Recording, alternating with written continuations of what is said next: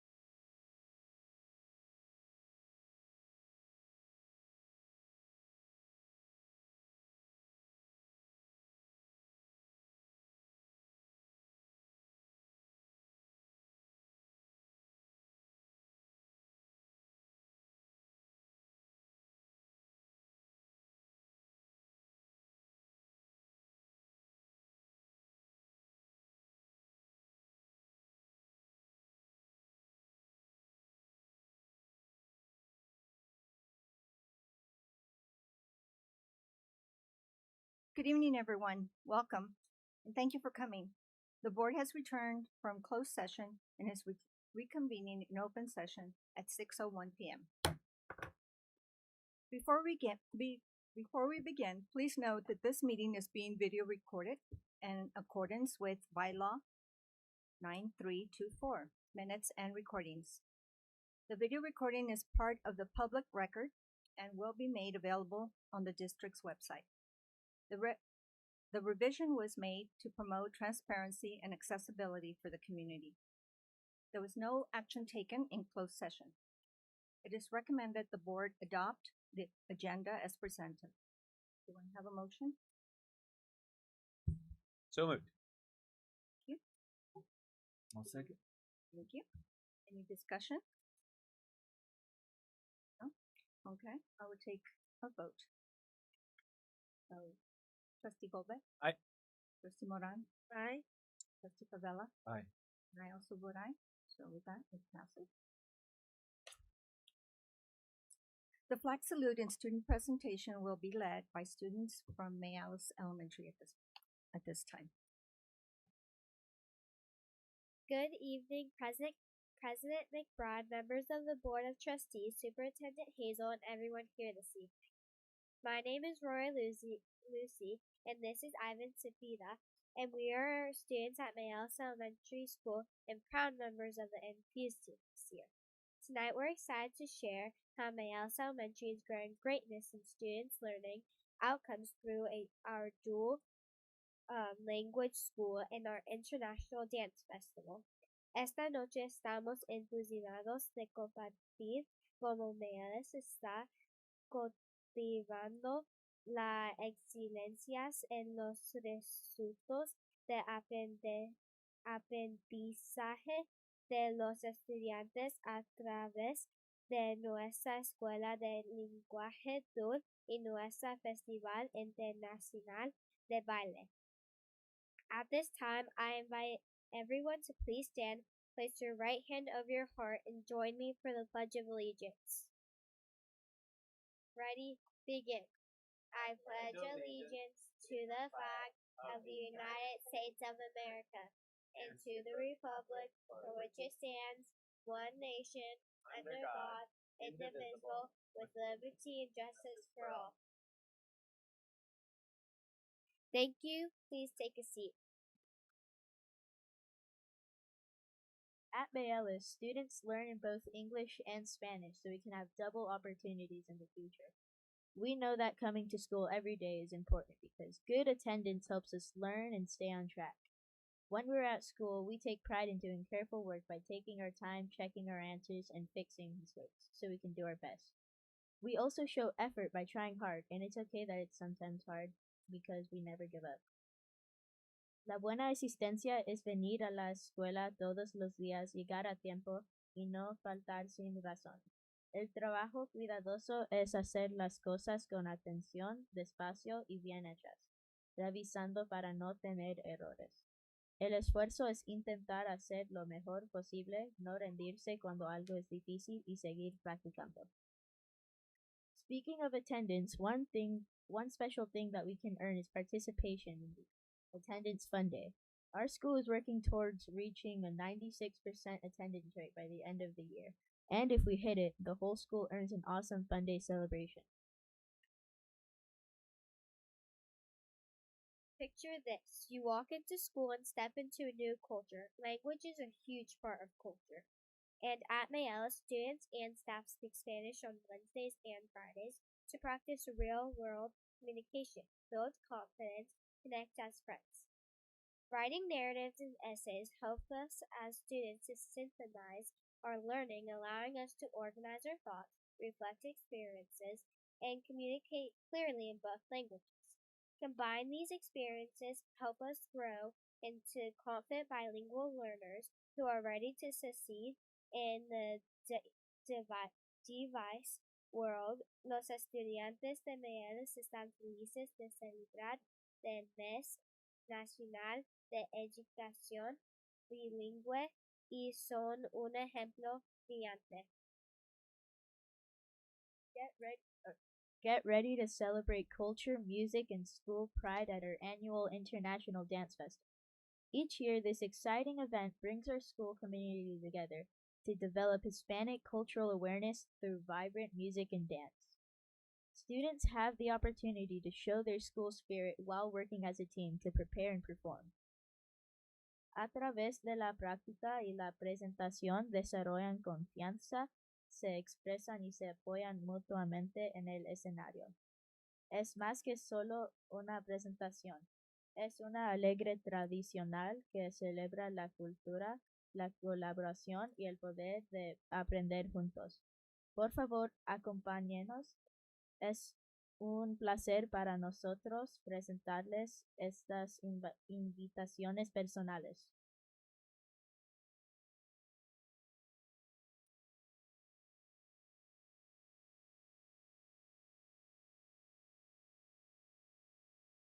Thank you for learning about Mayals Elementary. Nuestra escuela es un lugar donde nos encanta aprender, hacer nuestro mejor trabajo y nunca rendirnos.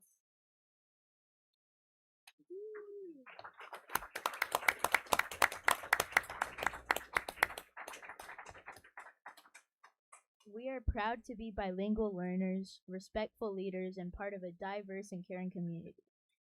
Gracias por la oportunidad de sobresalir en nuestra educación y gracias por su atención.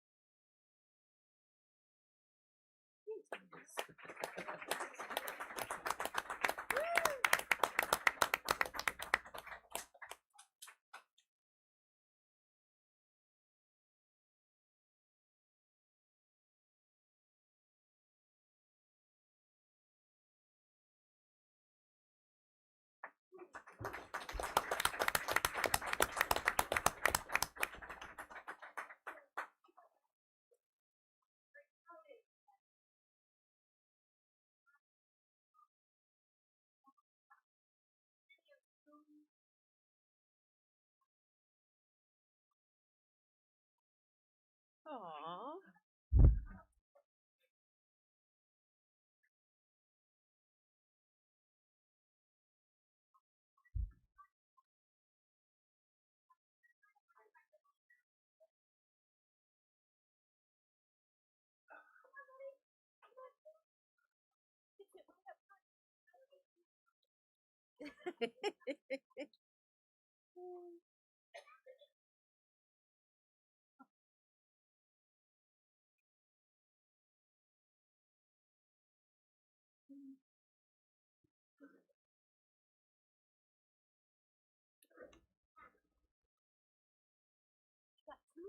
Right up front, too. Right over here. There you go. We know how to crisscross applesauce. Oh, look at that.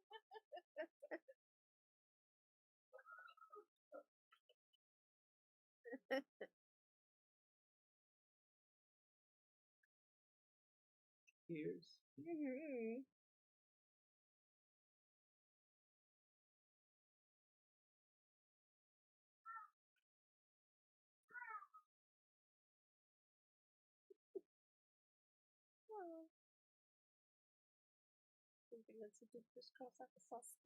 President McBride, if there were parents who had children who haven't joined our schools yet or are in kindergarten or even entering first grade, how would they get their students into Mayals? Do we know? Can someone answer that question for us? Certainly, we have a lottery that we publish every year, and if families are interested in doing that, you just sign up for the lottery, and then we try to accommodate as many parents and as many families as we can. And even if you don't have just a TK or a kindergartner coming in new, and you have a child who maybe is in the other grades, and they may have some Spanish language abilities, you can also, we have, occasionally spaces for students to join throughout. So And you can live anywhere in Fallbrook. second and third grade. Yeah, You don't have to live in a specific area That's to get correct. into Mayales, right? Yep, that's correct. Thank you, Mom. Okay, moving on to approved minutes. It is recommended the governing board approve the minutes of March the 12th, 2026, regular governing board meeting. Do I have a motion? Motion approved. Thank you. A second? Second. Thank you. Any discussion? Okay, I will call for the vote. Trustee Goldbeck? Aye. Trustee Moran? I wasn't here last week, so I'm gonna pass on the vote. Sustain. Okay. Trustee Favela? Aye. And I also vote aye, so motion passes. Next, it is recommended the governing board approve the minutes of the April 17th, 2026 special board meeting. Do I have a motion? So moved. Thank you. A second? I'll second. Thank you. Any discussion? Okay, I will call for the vote. Trustee Favela? Aye. Trustee Moran? Aye. Trustee Goldbeck? Aye. And I also vote aye, so that motion passes. Dr. Paul is not here, so to reports from the board, we will now move. And Trustee Goldbeck, how about you start? Good evening, everyone. I'm Frank Golbeck. I'm Area 1 trustee, so north of East Mission Road and up into Duluth and onto the base. That's my area, so if you all live there and you want to talk about schools, I'm your guy. I have 5 kids. 3 of them are in our schools and 2 of them are on the way, so I love our schools.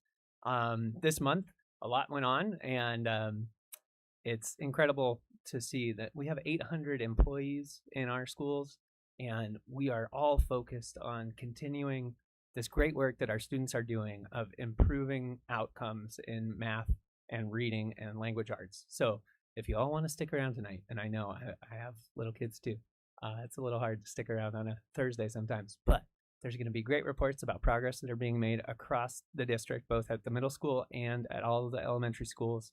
And I mean, there's been a lot of good stuff going on, but I cannot understate how much work and how much love goes into this work from all of the staff. These people have given their life's work to our students in our community, and you can hang out or you can just watch the YouTube video when you get home and you'll get to see all the information. So I encourage you to do that. And if you have any questions about the school district and you live in Area 1, get a hold of me. My email is fgolbeck@fuesd.org. Thank you. Thank you. Next, Trustee Moran. Yes. This month I went to the Avocado Festival, which was awesome. Every year it gets better and better, and a lot more vendors. But it went real quick because it got pretty crowded. I also went to a STEM at La Paloma with Miss President McBride. We got to visit way different experiments than I did see when I was growing up, which was so cool. I was just mesmerized by all the efforts and the experiments that they had for the children. It just was very encouraging. The kids were very into it. As for the rest, I am appreciative that you're all here. I encourage a lot of parents to come with their children and their minor, because you are the core. You are the core of the children's lives. And it's real important to this board that your presence is always there. So I greatly appreciate everybody who is here, and the guys too. Thank you. Favela, Trustee Favela. Welcome, bienvenidos a Hanik de Masanil, y bienvenidos by mi escuela. So I had an opportunity to do things during since our last meeting. On Friday, March 20th, I participated, or I went to the spring concert that was hosted by the high school, and the Potter Band also participated as well. It was a great event, great opportunity to see some great music. The high school band is excellent. It's important to, I think I want to point out that the high school band has been winning competitions. The drumline has been winning competitions lately, and like taking first place. And our Potter band, feeds right into the high school band. So it's a tremendous opportunity for students. Any students attending Potter have a chance to join the band. There's no cost involved, which is great because I remember when I was in school, that was what kept me and others from learning how to play an instrument. So this school provides that opportunity for our students. So that's something we all should be aware of. Also attended the Don Dorning Games. It was a great day. It always is. Great to see our students show off their athletic abilities, right? So I was glad I was able to be out there, also with Trustee Holbeck as well.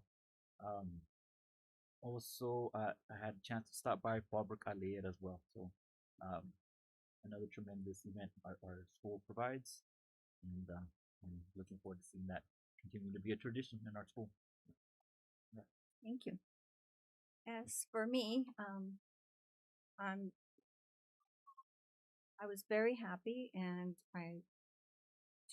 like Trustee Maria just said, to join and go to the La Paloma STEM event.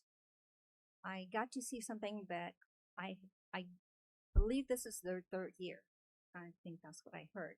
Though this is the first year I got to join and see the kids were having so much fun. It was a lot of experiments that were scientific in nature, but a lot of fun to do for the kids. And one room that we went to, because most of it was set up outside under the pavilion, but some of it was in the science room, and they had little newborn chicks that had hatched the day before. I believe there was one that hadn't hatched yet. They were giving it one more day, and then they were going to help it. It would be the 23rd day is how they said it works. But the thing is that the kids and the parents were so excited. It was not just that they're learning, it's educational, but they were having so much fun with it. And the staff that was there was helping create that and make it even more fun. So I was very happy to go and attend that, like I said, with Trustee Maria. And then I also got to join Superintendent Hazel and do a couple of walkthroughs this month. One was at the Potter Junior High, and get to experience and just be so excited to see the kids learning very advanced, how would you say, academics through some great teachers. The way that they were teaching, we get to watch how they're teaching. Sometimes they have them in a small group. Sometimes they're in a whole classroom. But all the tools and all just their expertise. I don't know if I think all the teachers are great, but that day was especially exciting for me. The way, just listening close up of how the kids were really getting that emphasis of good education. Not good. It was great education. And so that was wonderful. And I got that experience too. Then when we went, I got to join her again on a different day for La Paloma Elementary. And just ask your kids, look at the work they're doing. They're doing such a wonderful job, such great work. You're seeing it in their grades. You're hearing about it, right? But it isn't just the basics. They are including extra information and more advanced stuff, and they're getting all kinds of support. The district is supplying coaches and tutors and Ignite reading. All this is just supplement to your kids' wonderful learning. And I just want to say thank you very much for that. And Superintendent, share your report, please. Okay, perfect. And then boys and girls, right after my report, we're going to do all the awards. How many people are here for a reading award today? Raise your hand. Who's here for a math award today? Yes. Okay. We're going to be honoring you in just a moment. All right. So trustees, I have a big update this month. So much has happened since the last time that we were together. This is a photo of us at Alex Padilla's office in Washington, D.C. So earlier this year, the board approved for our team to attend the spring conference of the National Association of Federally Impacted Schools. And as you know, our district receives about $6.5 million from Impact Aid. And that money makes a real significant impact on what we can offer our students. All of the things that are outside the classroom, like the reading tutors and the math tutors, the counselors, the social workers, behavior techs, all of those things. And so this funding is not guaranteed every year. And so we need to advocate every year for that funding. It's really crucial. And later on this evening, my assistant superintendent, Mr. Farias, is going to tell us a little bit more about it. But our local legend, our past CBO, Ray Proctor, who passed away last year, he was every year, fall and spring, advocating on Capitol Hill, getting every penny for Fallbrook that we deserved, and always supporting us. And this year we had also Principal Joe Nisley, who's here tonight, who's going to be presenting to advocate as well. So we're really excited, had a great opportunity to share what the needs are of Fallbrook on Capitol Hill. So that was fantastic, and thank you. We need that continued advocacy. As part of that advocacy, Eileen Lee and Keon Maluya from the office of Congressman Mike Levin's office joined us for a visit at Mary Fay Pendleton at their spring camp. So while we were in Washington, D.C., the California Association of Federally Impacted Schools was recognizing Congressman Levin and his support for Impact Aid. And they said, we want to come see your schools. We heard that you just won all these awards in Fallbrook. We want to come see it in action. And so they came to our spring camp. So a big shout out to Ken Ostrowski, the teacher you see in the green shirt. He was the teacher leader for the camp. And to Lily Perez, our director of expanded learning, for hosting the walkthrough. So we're sharing the great work that we're doing with our congressman. We had our last learning walk of the year at San Onofre, and parents, one of the things we do here in Fallbrook is every month, all of the principals, all of the directors, we go to every single school in the district, and we look for best teaching practices that are happening, and then we share those best teaching practices with all the other schools. And so it's a real wonderful experience. It keeps us grounded on what's important, what's happening inside the classrooms every day. So thank you to San Onofre for hosting our last walkthrough of the year. You already talked, Trustee Favela, about Don Dornan. Thank you for staying with me all day and passing out ribbons. That was a really fun day. And you don't see Trustee Goldbeck in the slide, but I can tell you he was the loudest cheerleader in the stands, and he was cheering on all the students. And so it's just a wonderful event that takes so many volunteers from all over the community. So just a fabulous event. Here you're going to see a snapshot of Trustee Goldbeck and I are here at the Deleuze Ecology Center. All of our students have an opportunity to go to our outdoor school. Fallbrook has 125 acres of land out in Deleuze, and we have a one-room schoolhouse out there, and our children get an opportunity to go to the outdoor school. And this is the 99th birthday of Deleuze, so we did a big old open house.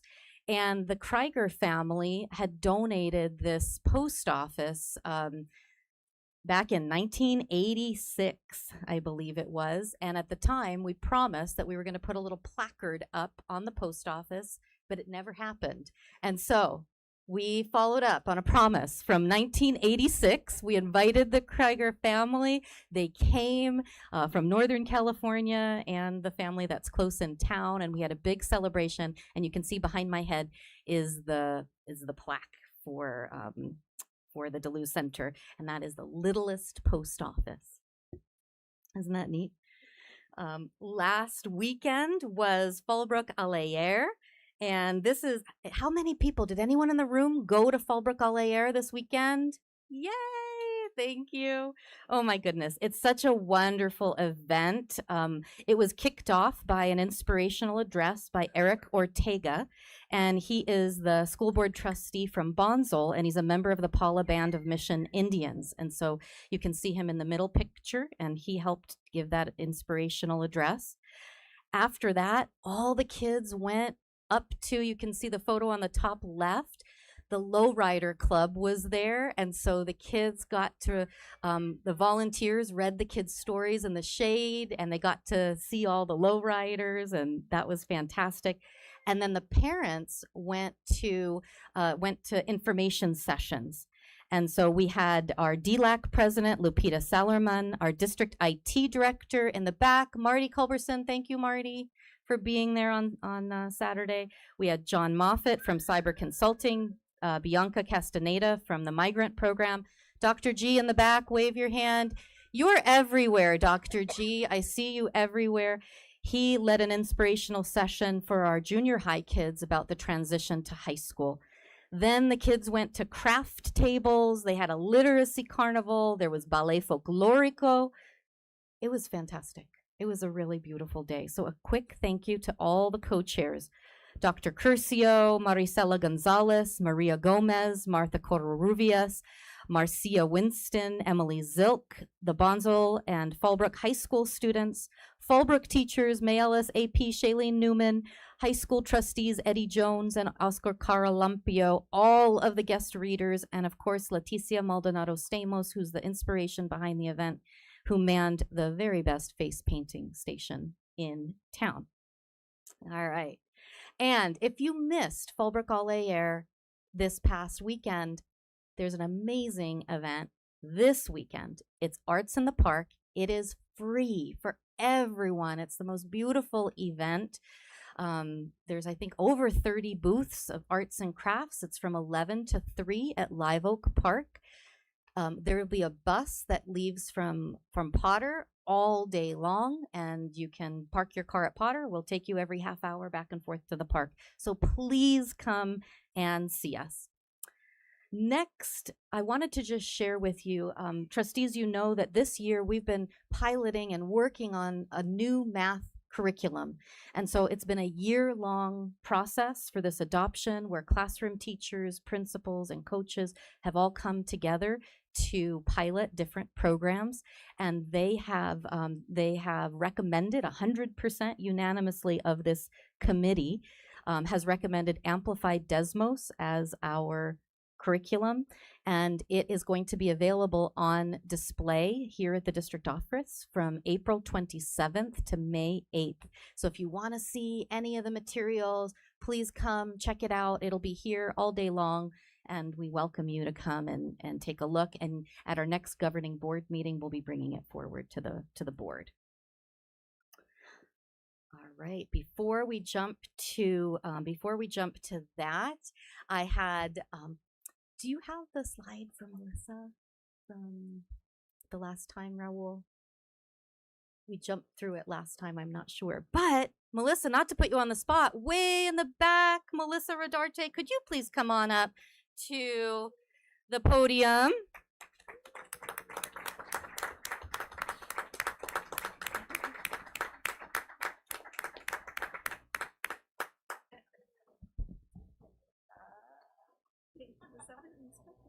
All right. It is my pleasure to announce the newest member of our management team, Melissa Rodarte, as the bilingual executive assistant to the superintendent and the governing board. Melissa is a native of Fallbrook, and she brings more than 20 years of professional experience to this role. She's been in Fallbrook Union Elementary School District since 2012, most recently serving as the confidential administrative assistant to HR, where she held that position for 12 years. And now she's my right hand and my left hand, I feel like.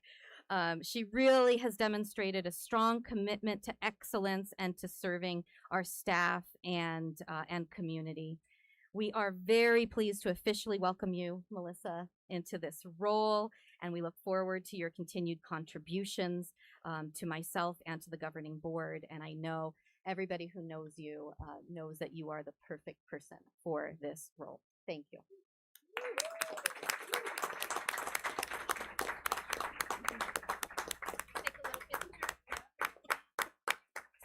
Speech.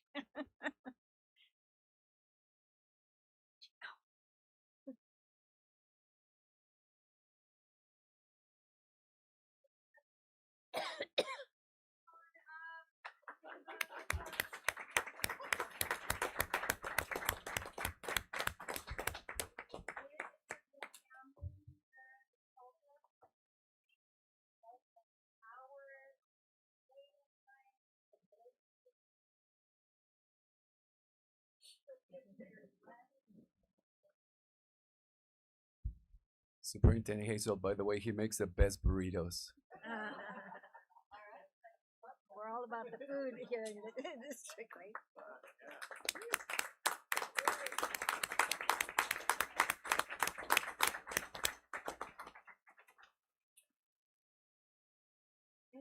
And finally, I would love to welcome up Field Representative Andrew Cruz from the Office of Assemblywoman Lori Davies, the 74th District.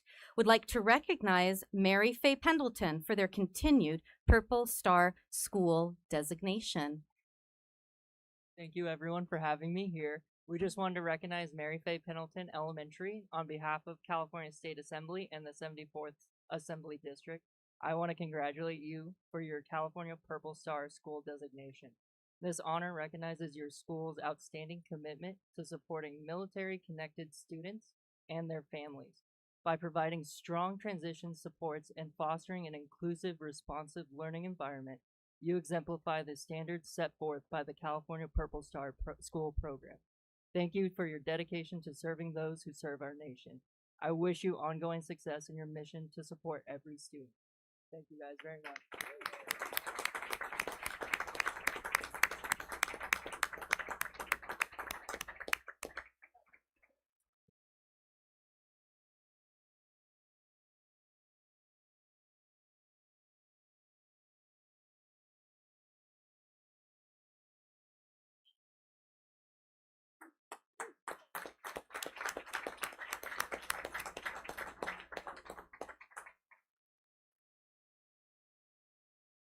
And I would like to share with the board, actually all of the schools in Fallbrook Union Elementary School District have gotten the Purple Star designation.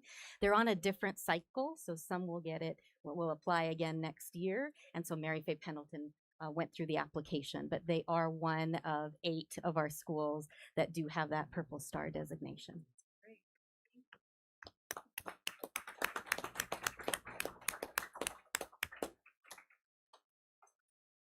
Okay, so next would be Frank to present the attendance award.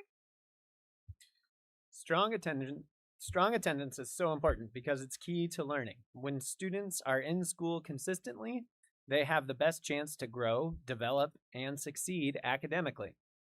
That's why we are excited to recognize schools for their efforts in promoting strong attendance.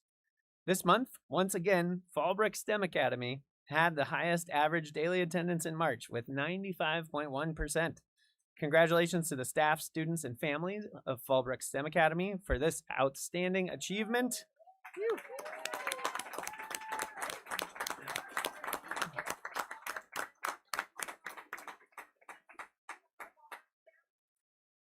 Your commitment to being present every day sets a wonderful example. Thank you.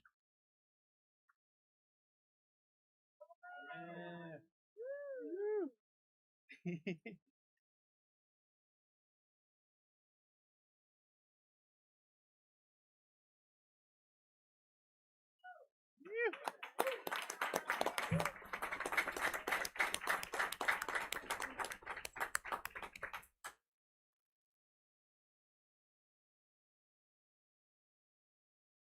moving on. So to kick off our reading awards, we have some monumental news to share. As of March, Fallbrook students have officially read 1,562,582 minutes.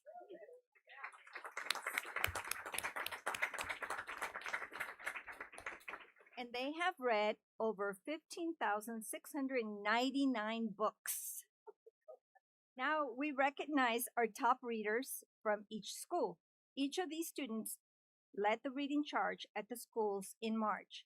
What an excellent way to kick off the third trimester. Congratulations, and please come up when your name is called, and we will take a picture, so stay here. So from Fallbrook STEM Academy, Sonora Williams. Soraya Williams, I'm sorry.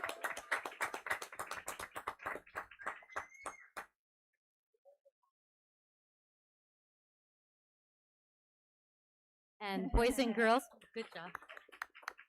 In your bag, your teachers have picked out a personalized book just for you based on the books that you like to read. So we hope that you love your presents. Okay.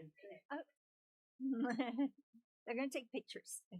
So next is La Paloma Elementary, John Hun. Is John here? No, okay. From Live Oak Elementary, Hunter George.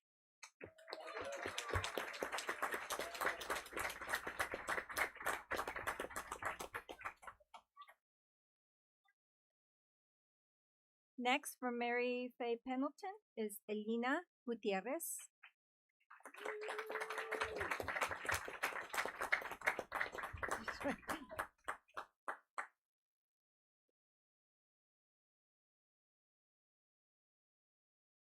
Next, from May Alice Elementary is your son, Rodas Miguel.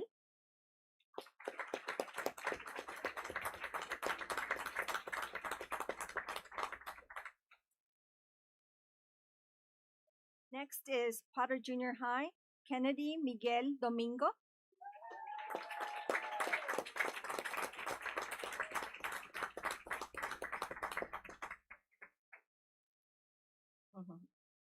Next, from San Onofre School is Barrett Williamson.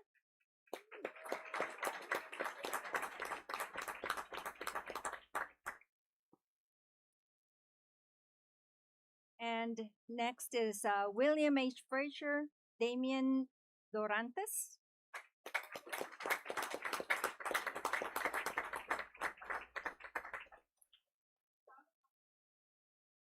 Said he.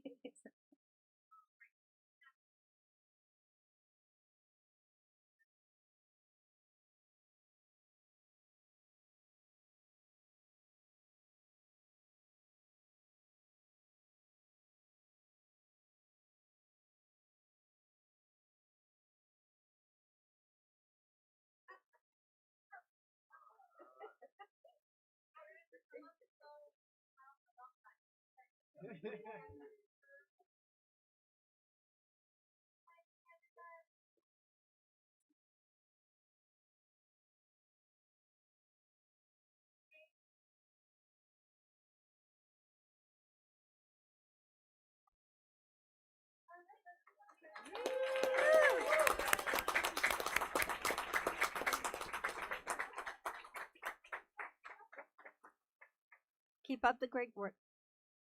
So a special shout out to Live Oak Elementary for having the highest participation in the challenge, and to all the Fallbrook students for collecting challenge badges from our Read Across America Reading Challenge. For our spring challenge, we are kicking off the Don't Bug Me, I'm Reading. That'll be in April. We can't wait to see which of our top readers will represent our school's joy of reading this month. Congratulations to all the readers. Great job.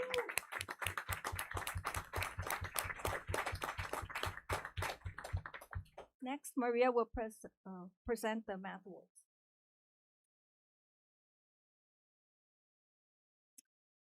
Fallbrook students are also working hard to grow their math abilities. Today, we are excited to honor students at each school who have shown outstanding growth using their digital math program. These students have demonstrated great progress in grade level growth. Fallbrook STEM Academy, Felix Crabtree.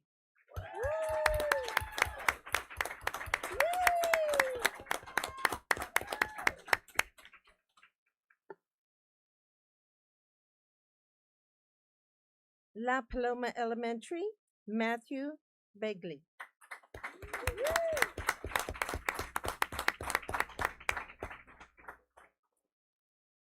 Live Oak Elementary, Zeba Kaiser. Yeah.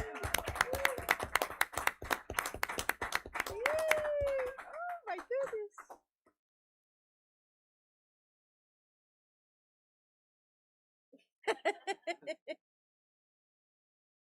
Okay. For May Ellis Elementary, Gemma Matas Chacon. Yes. Woo!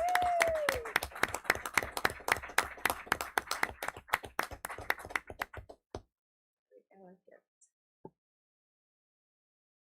Mary Faye Pendleton, Samuel Dusterhouse. Yes, yes.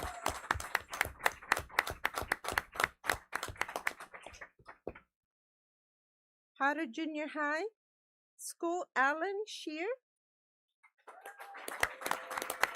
Ooh, dang.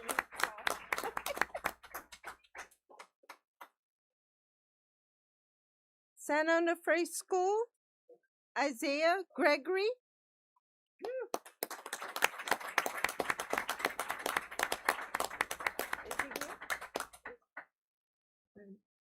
And William Frazier Martin Jenkins the fourth.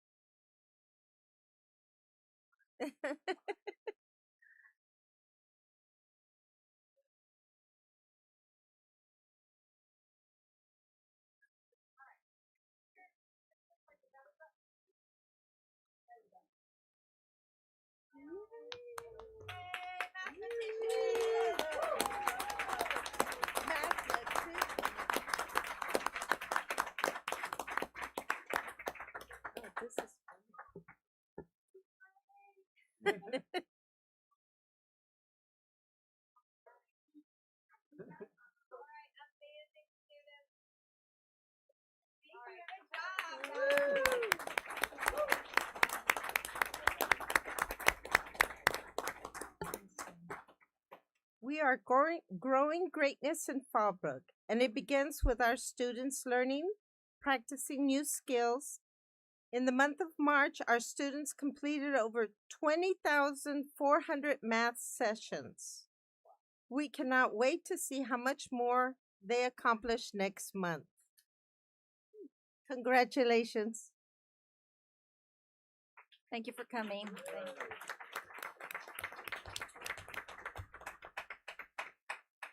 Okay, at this time, we will hear public comments related to the items on the open session agenda, as well as non-agenda matters within the board's jurisdiction. Trustee Favela? I don't see any comments, no. Okay, no comments at this time. Okay.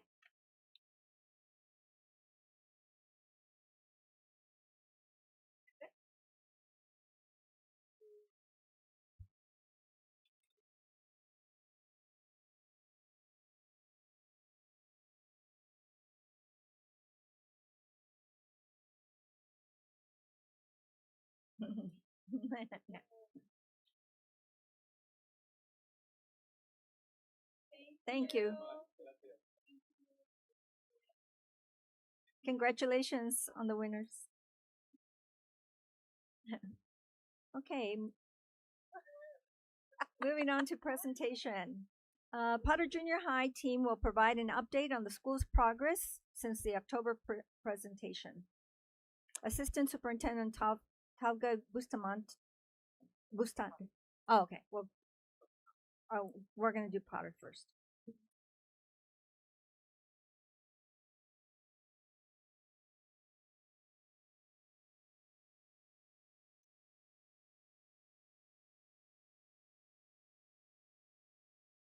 And I'm going to invite up our principal at Potter, Dr. Alex Gonzalez, to begin the presentation. Thank you. Good evening, President McBride, trustees, Superintendent Hazel, cabinet, and members of the community. We're missing Mr. Hansen today, and I wanted him to be here because I invited Noah in the Padres jersey so I can balance the day off. Last time I got harassed because I was a Dodger fan, so figure I'm gonna balance things off a little bit. So Noah's gonna be presenting with us. But it's an honor to open this presentation on Potter Junior High transformation alongside this dedicated team of Potter. We have some teachers here. We have teachers that want to be here but are watching live stream the meeting through YouTube, and we also have a lot of teachers who are right now currently in San Diego, cheering on two of our wonderful dual language teachers who are getting recognized by the San Diego County Office of Education through the 25th Biliteracy Symposium on bilingual education for their dedication, commitment to our dual language programs here in Fallbrook. So congratulations to Marisela Gonzalez and Mr. Jordan Phillip for being honored today. Congratulations. So we begin our journey with a clear-eye look on reality. What we observed in classrooms, in the hallways, and inside and across the campus. After examining multiple data sources and engaging in hard, courageous conversation with our team, we knew change wasn't necessary. It was our moral imperative. We moved because we needed to do better. And we knew that our students couldn't wait. Our students are brilliant. They trust us to deliver the best education that we can. So tonight we want to update you on our journey and the impact of our changes. As a reminder, you'll see the swift, bold steps we've taken to strengthen safety, belonging, academic support, and of course the CT pathways, and how this team turned urgency into outcomes and vision into action. The systems are in, the culture's shifting, the gains are showing. But before we move forward, I'd like to take a moment to properly introduce the Potter delegation who is here tonight. And I want to start with our maybe you can change the slide, please, Mr. Rigosa. Oh, I have it right here. Sorry, thank you. There you go. I'm in charge. I'd like to start introducing our two all-stars here tonight. Noah Rubalcaba, who is here. Noah, as you can see, he aspires to get good grades, which he is doing. He plays a lot of sports. He's very athletic, and he is the future Machado of the San Diego Padres, right? I think I'm gonna have to cheer for the Padres. And he aspires to be a future pilot. So thank you, Noah, for being here tonight, and to his parents for allowing to be here with us tonight. Also, Gisele is here with us tonight. Miss Gisele just had a basketball game right now, so she came. I told her, come into your uniform. So she wanted to go and change and say, I'm no presentable. That is acting. Gisele wants to be an actress, as you can see, so she's doing a good job. But she's one of our leaders at our school, and so we're honored to have them here tonight. In addition to them too, we have two amazing teachers, one of which you visited his classroom, Mr. Ponce's classroom. So, I share your words with them too, like just the excitement that we saw in the classroom and your positive words of encouragement. Mr. Ponce is a social studies teacher at Potter, and he is going to help co-present some of the slides. Joining him is Mr. Ayala, our amazing math teacher who teaches Integrated Math 1, teaches coding and just regular math as well. So he's going to be also leading. And also, of course, our amazing assistant principals, Mrs. Ramirez and Ms. Soto, who are also joining the team.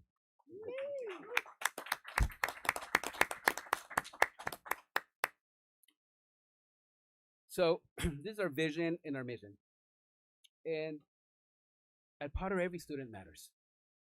No exceptions, no exclusions, everyone matters. Our vision and mission is just a fancy way of us being reminded that we have pledged what we have pledged to do in order to ensure that we, as a collective team, offer the best possible experience to our students. And it's a friendly reminder all the time, just that what are we going to do at Potter? Why are we working so hard to accomplish? Because we have students coming to Potter next year, the following year. So we want to make sure we set a foundation, we create a foundation of strong culture, a foundation that really supports every student in the process, in their journey through Potter. We want students to be academically and socially successful, but we also want to continue to guide the work that starts at home. To be compassionate students, compassionate leaders of the community, because one day they're going to be the one taking care of us. So we want to make sure we prepare them for those days. And so That is just the fancy way of saying this is what we believe in. This is how we're going to get things done at Potter. As a reminder, last time we were here, we talked about safety, how we're some of the things we put in place to ensure that every student was safe at Potter. We talked about student belonging, academic support, college and career pathways, and we do that through three important words that we came up as a team together. The team we this summer we had over 100 words, and we collectively kind of narrowed it down to three words: encouragement. Every student needs to be encouraged to do their best. Belonging. Every student needs to feel part of a team, part of a school, and understanding, that we make sure that we understand what they're going through. And because they will make mistakes, they're teenagers, and our role is to not only help them identify those mistakes, but also help them make better decisions in the future. And the only way they can do that is if we allow them to make those mistakes without them feeling targeted, that making a simple mistakes are gonna get them in trouble. So those are the things we're gonna talk about today. Again, we're gonna give you an update on those areas, and I'm gonna invite Mrs. Ramirez to come up to the podium. So Mrs. Ramirez, just as a reminder, she is an amazing assistant principal, compassionate, leads with compassion, empathy. For the last 3 years, she's been the one who's really created a lot of those systems that are now running our school. So really we couldn't do the work without her dedication and commitment. So Ms. Ramirez will lead us in the next slides. Thank you. I do love those kids. That's for sure. Before I begin, I just wanted to thank President McBride and Superintendent Hazel for coming and witnessing the amazing things that our staff and our students are doing. So thank you for spending that time with us last week. I'm really excited to share the impact. Learn how to use this. Of all the safety and culture work that we have been doing this year. So at the start of the year, I just want to remind you, we rolled out 6 core strategies. We banned the cell phones. We have the smart pass system. We have the halo sensors in all the bathrooms. We have the tighter controls on our Chromebooks, the technology uses for the kids. We've bolstered all the supervision around campus, and we have clarified the behavior expectations in all the classrooms. So what you're going to see tonight, I feel very lucky because I'm sharing a lot of good news with you. You will see that we really have made our for our kids. So let's start with ed code violations. This is our broadest indicator, California ed code violations. These are state-defined categories that it's really like the serious behavior misconduct that students can engage in. It's things like fighting, substance abuse, theft, harassment. These can lead to suspension. But we are down 54% from last year. So we had 142 last year, and we are only at 65 as of last week. So we're doing good. Our cell phone violations, well, we're still not perfect because those kids really do love their phones. But you can see we are way down. We're down 70% from all the times we caught the kids last year. And so we have caught 83 phones this year. But this number really only tells part of the story. A couple weeks ago, I sent an anonymous survey to all the staff, classified and certificated staff, and I really wanted to get like the real input on how we have rolled out this program and what they think about it. And this person right here has been a teacher at Potter for more than 10 years. I don't know who it is, but they said in my 10 years at Potter, this has made one of the biggest improvements to the overall attitude and environment on campus. And I happen to agree. This one was really close to my heart, and I really have seen the big changes. And when I conducted the study, there were like 4 things that our staff members really pointed out. One was increased focus and engagement. The kids are on task without that constant pull from their notifications from their phone. There's stronger peer connections. Students are actually talking to each other. They're making plans. It's a safer school climate. We have a lot less fights, which you'll see. There's a lot less social media drama, a lot less time on my part having to like go through all the social media and see what the kids are saying. And the fourth is that the staff, especially the teachers, do not have to spend that time policing the kids, so they are able to spend that time doing instruction. So I'm very proud of that number. This one too, I think this is huge. Our substance abuse violations are down 78%. We caught 40 students last year that most of it was vaping, not all of it, but most of it was vaping. And we have only gotten 9 this year. So, and I think this really has to do a lot with not only the cell phones, but the halo sensors in our bathroom. And for those of you who aren't familiar with the halo, they are just these really discrete devices that are in the bathrooms, and they just pick up on like vape smoke, and it also picks up noise. We can't hear the noise, it doesn't tell us, so the kids have total privacy, but it does alert us that something is happening so that we can like get to the restroom and see what's happening there. So that is excellent news. Our class-to-class tardies. Now, this is not tardy to school. This is just once they're at school, getting to their next class on time. We are not perfect in this area. You can see we still have some room to grow, but we are down 41%. We are using that smart pass system. And so this is a digital hall pass. And so instead of teachers having to write paper passes, they are using the smart pass system, and we can see in real time. I mean, we do have some frequent flyers, and we can say like, wow, you have been in the bathroom for 48 hours this school year. Like it really tracks. So fewer tardies does mean more instructional time and really an overall calm campus when the kids are actually in class. Our fights this year, we have 6 and we are sticking to 6. We are not going up from 6. We are sticking here. And if you really zoom back, I know you guys have seen this before, but you can really see like the trend overall, just how much we really have gone down. And the National Center for Education Statistics, it does cite like how violence has really gone up since the pandemic, but schools that have a really strong and tight culture, they have fights less than 10. So we are sticking at 6. I promise you, we are not going over that. Our suspensions also are down by 43%. 17 students have been suspended this year. But this does reflect, I think, that our kids are making better choices. And our attendance is at 17.3%, down from 23.6%. This chronic absenteeism, just so you all know, this is students who have been absent more than 10% of school days. So by the end of the year, that's 18 school days, and it doesn't matter if it's excused or unexcused.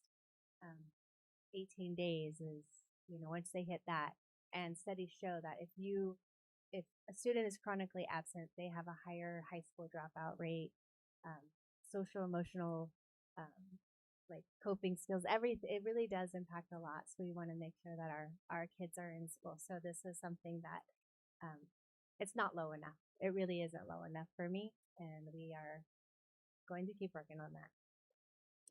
I did want to share with you this new program that we just started. This is it's called Finish Strong, and this is an after-school program that's offering intensive individualized support for just our 8th graders right now who are behind on credits or who have failing grades.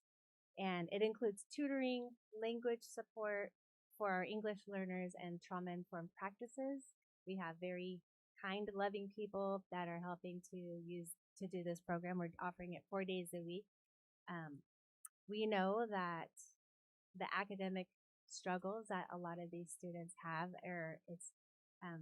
it's beyond the classroom, and so we really frame this as an opportunity for our students, and it's in no way is it a punishment for them.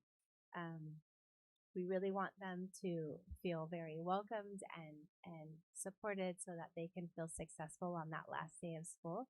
So when they leave our district, that they have the high school skills that they need, and a lot of it is self-confidence. And I really feel like you guys should maybe come and see the kids in the program, because they really are working really hard, because being at promotion is very important to them and their families. So this really, everything I've been able to show you, it's equity in action. It's not just enough that we set a high bar, but I feel like we are really building ramps for our kids to reach those high bars. And it's our counselors, it's our campus supervisors, it's my partners, it's the teachers. I mean, it really is all of us, and also our families. I'm really proud of this progress, but just know that we're really clear-eyed on that there is a lot more work that we need to get done. So, and here is Mr. Jose, our wonderful teacher, to tell what's happening in the classroom.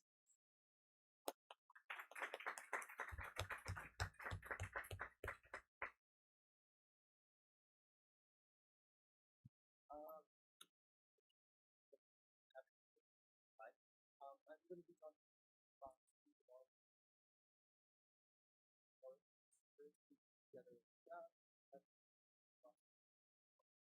One of the things that we noticed is over the summer was the creation of teams. So there is a cohort of students that is put together, and each of those kids, 550 to 200, has a social studies teacher, arts teacher, multiple math teachers, and all of those students are served by that group of teachers.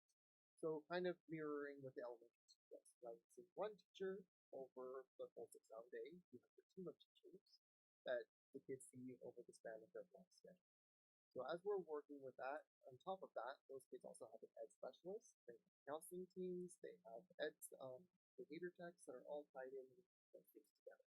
So the goal of this is to really make sure those kids are supported throughout their day, through their instruction, routines, meetings that we have, parent contacts, all of these things we want the kids to make sure they feel supported and can be while they're here at Putnam. With that being said, I'm going to talk a little bit more about the teams later on the next slide, but I want to make sure that we focus on these pieces right here. So one of the things that we really try to do is celebrate our kids' success they're having. So we have the Potter Pride cards. If they're doing well in class, they can cards, they can buy gift cards, awards, and extra privileges, and all these different things across their day. Have lunch activities during lunch that the kids can participate in, specifically on Fridays, that really kind of share in successes that they're having during their classes. Pep rallies that celebrate attendance, prizes that are being given out for all of these great things that they're doing in and outside their classroom, just to celebrate all of their achievements that they're doing. And then, of course, we have our student tech clubs that the students pick themselves. They go to a teacher like myself, ask the teacher to our classrooms during the lunch period. They organize these clubs together. They make their interests known. And so those are some of the great things that we're doing across the students' day. I'm going to talk a little bit about what that teaming piece looks like as far as what that looks like for a group of kids. So the team, the math teachers, and myself, the social studies and science and everyone else, we really work hard to make sure that those kids have opportunities for cross-connected curriculum across their day. For myself, me and my language arts teacher, Ms. Hanks, work really hard to make sure that the skills that are being applied to ELA are also applied to social studies. And that can look like a variety of different things. For instance, we both did essays. She guided the kids with an essay for informative and argumentative, and then I made the kids do a Fulbright for their social studies, where they to argue and inform based off social studies content, and I provide. I give them the content, skills, and then we would do a performance task that we do together. And we're both supporting that skill as a team.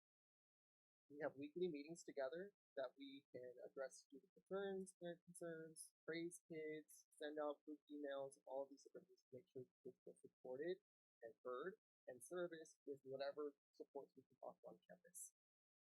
As well as all of these things, we can make sure that the kids have the most positive experience possible by just coming together as a team rather than in silos as the typical middle school is.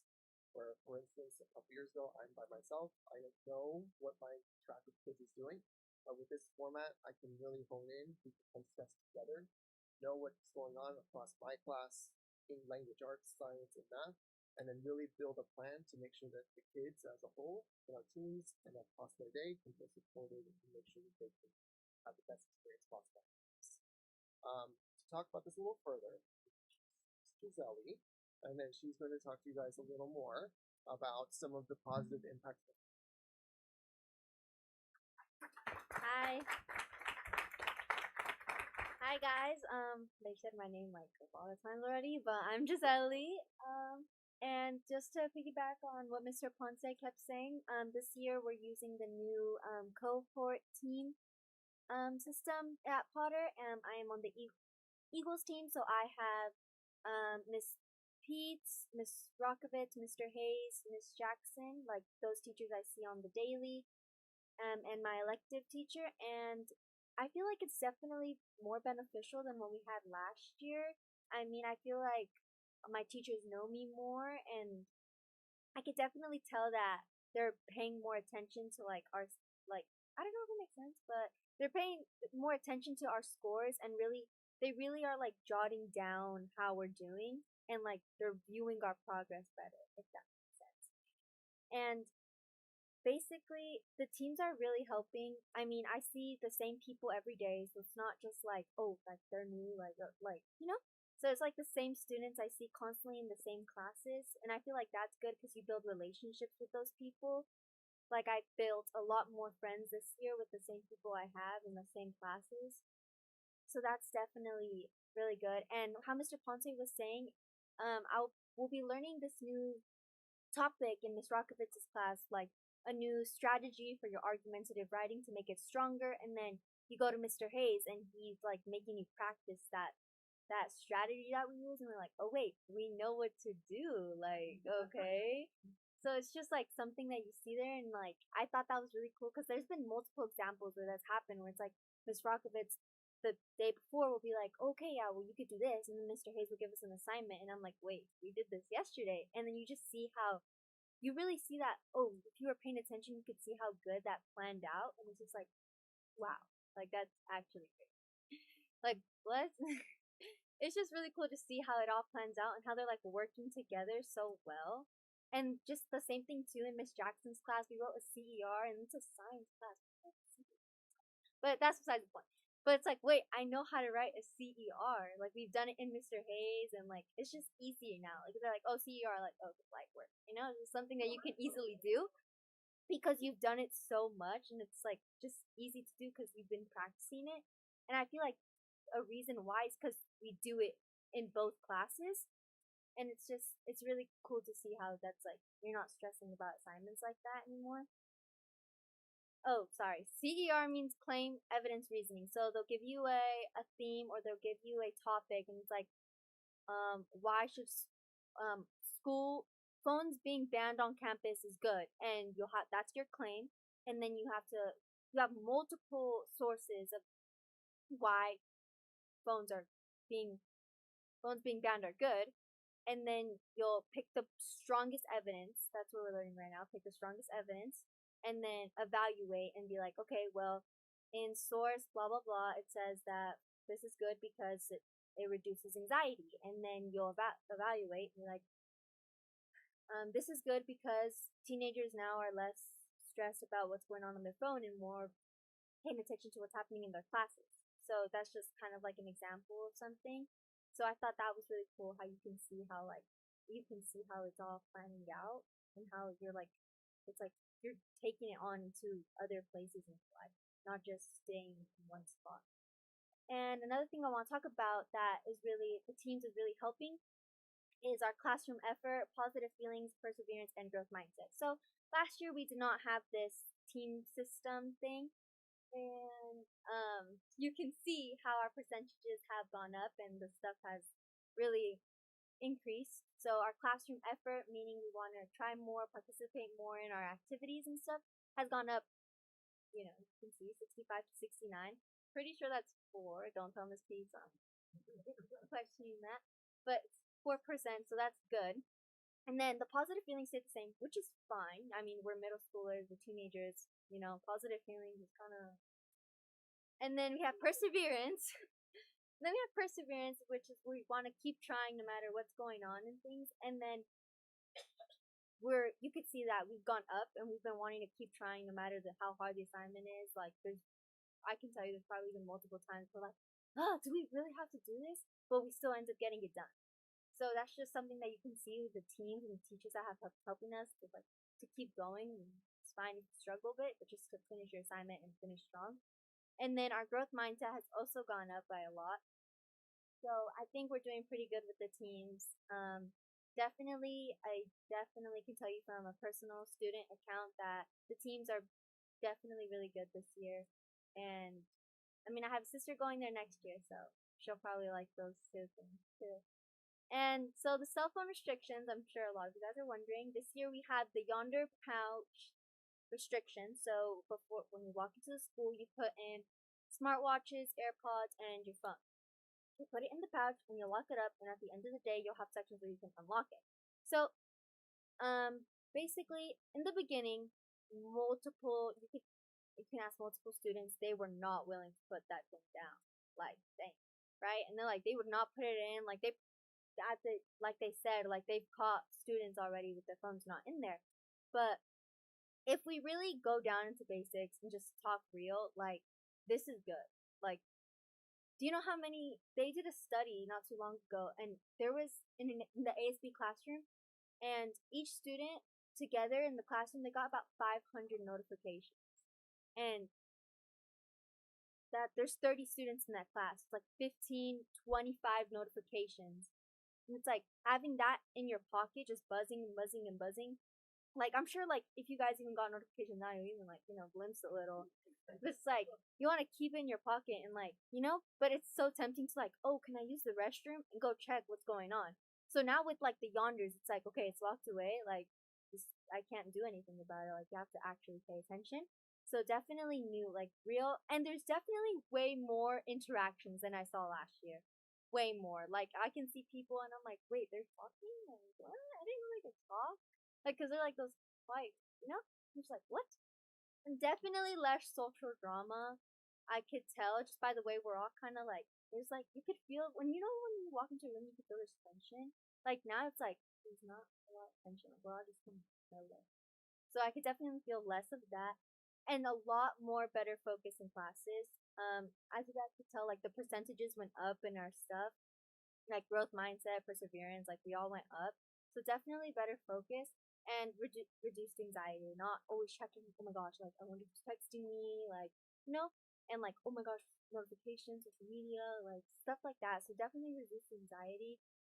And overall, the phones being put away at first was definitely a pain, but now that we're in the year, we're almost over, you could definitely see the results of how positive those phones being put away is. So, yeah.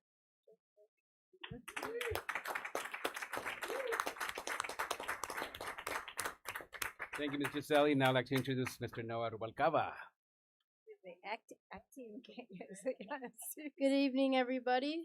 So today I'll be talking about Potter Pride, which stands for our school values. It's the expectations for how we treat each other and how we act on campus. And the thing is, it actually works. Students behave in class. Everybody knows what the expectations are and understands them. It's not different in every classroom, and it's equal in every classroom, and that's what makes it fair for everybody. When you do the right thing, people notice. You don't just get punished for the bad things you do, but you get rewarded for the good things. It's about getting recognized when you do things right, and that feels good. Honestly, that feels good when you can win a TV. That's amazing. The biggest thing I've noticed is that school feels safer and so much calmer. There's less chaos in the hallways, less drama, and you feel safe. It feels like you could just be a kid again. You don't have to worry about somebody filming you, talking behind your back. Because kids nowadays at Potter are way nicer and cooler than what I remember. It's really improving. The relationships with adults are different too. It's it's not like you just have friends that are kids in your age. You have friends or people you can talk to that are 20, 30 years older than you. Unks.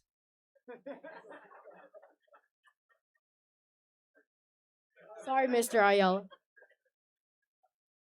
Our teachers and staff aren't just here to tell us what to do. They actually know us, understand us, and care for us. And you can tell when you have a good game or come back from winning a basketball game, the next day you show up.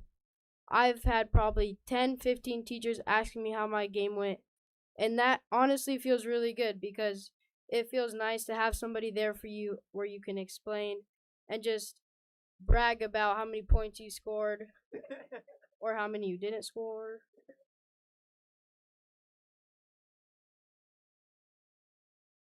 Now, this is the best part, honestly, the most fun part I've had at school is our prep rallies. When you show Potter Pride, it opens doors to the best stuff. For example, student versus staff games. We've had games like figure skating where you get a team and you dance around on stage. Of course, students won that.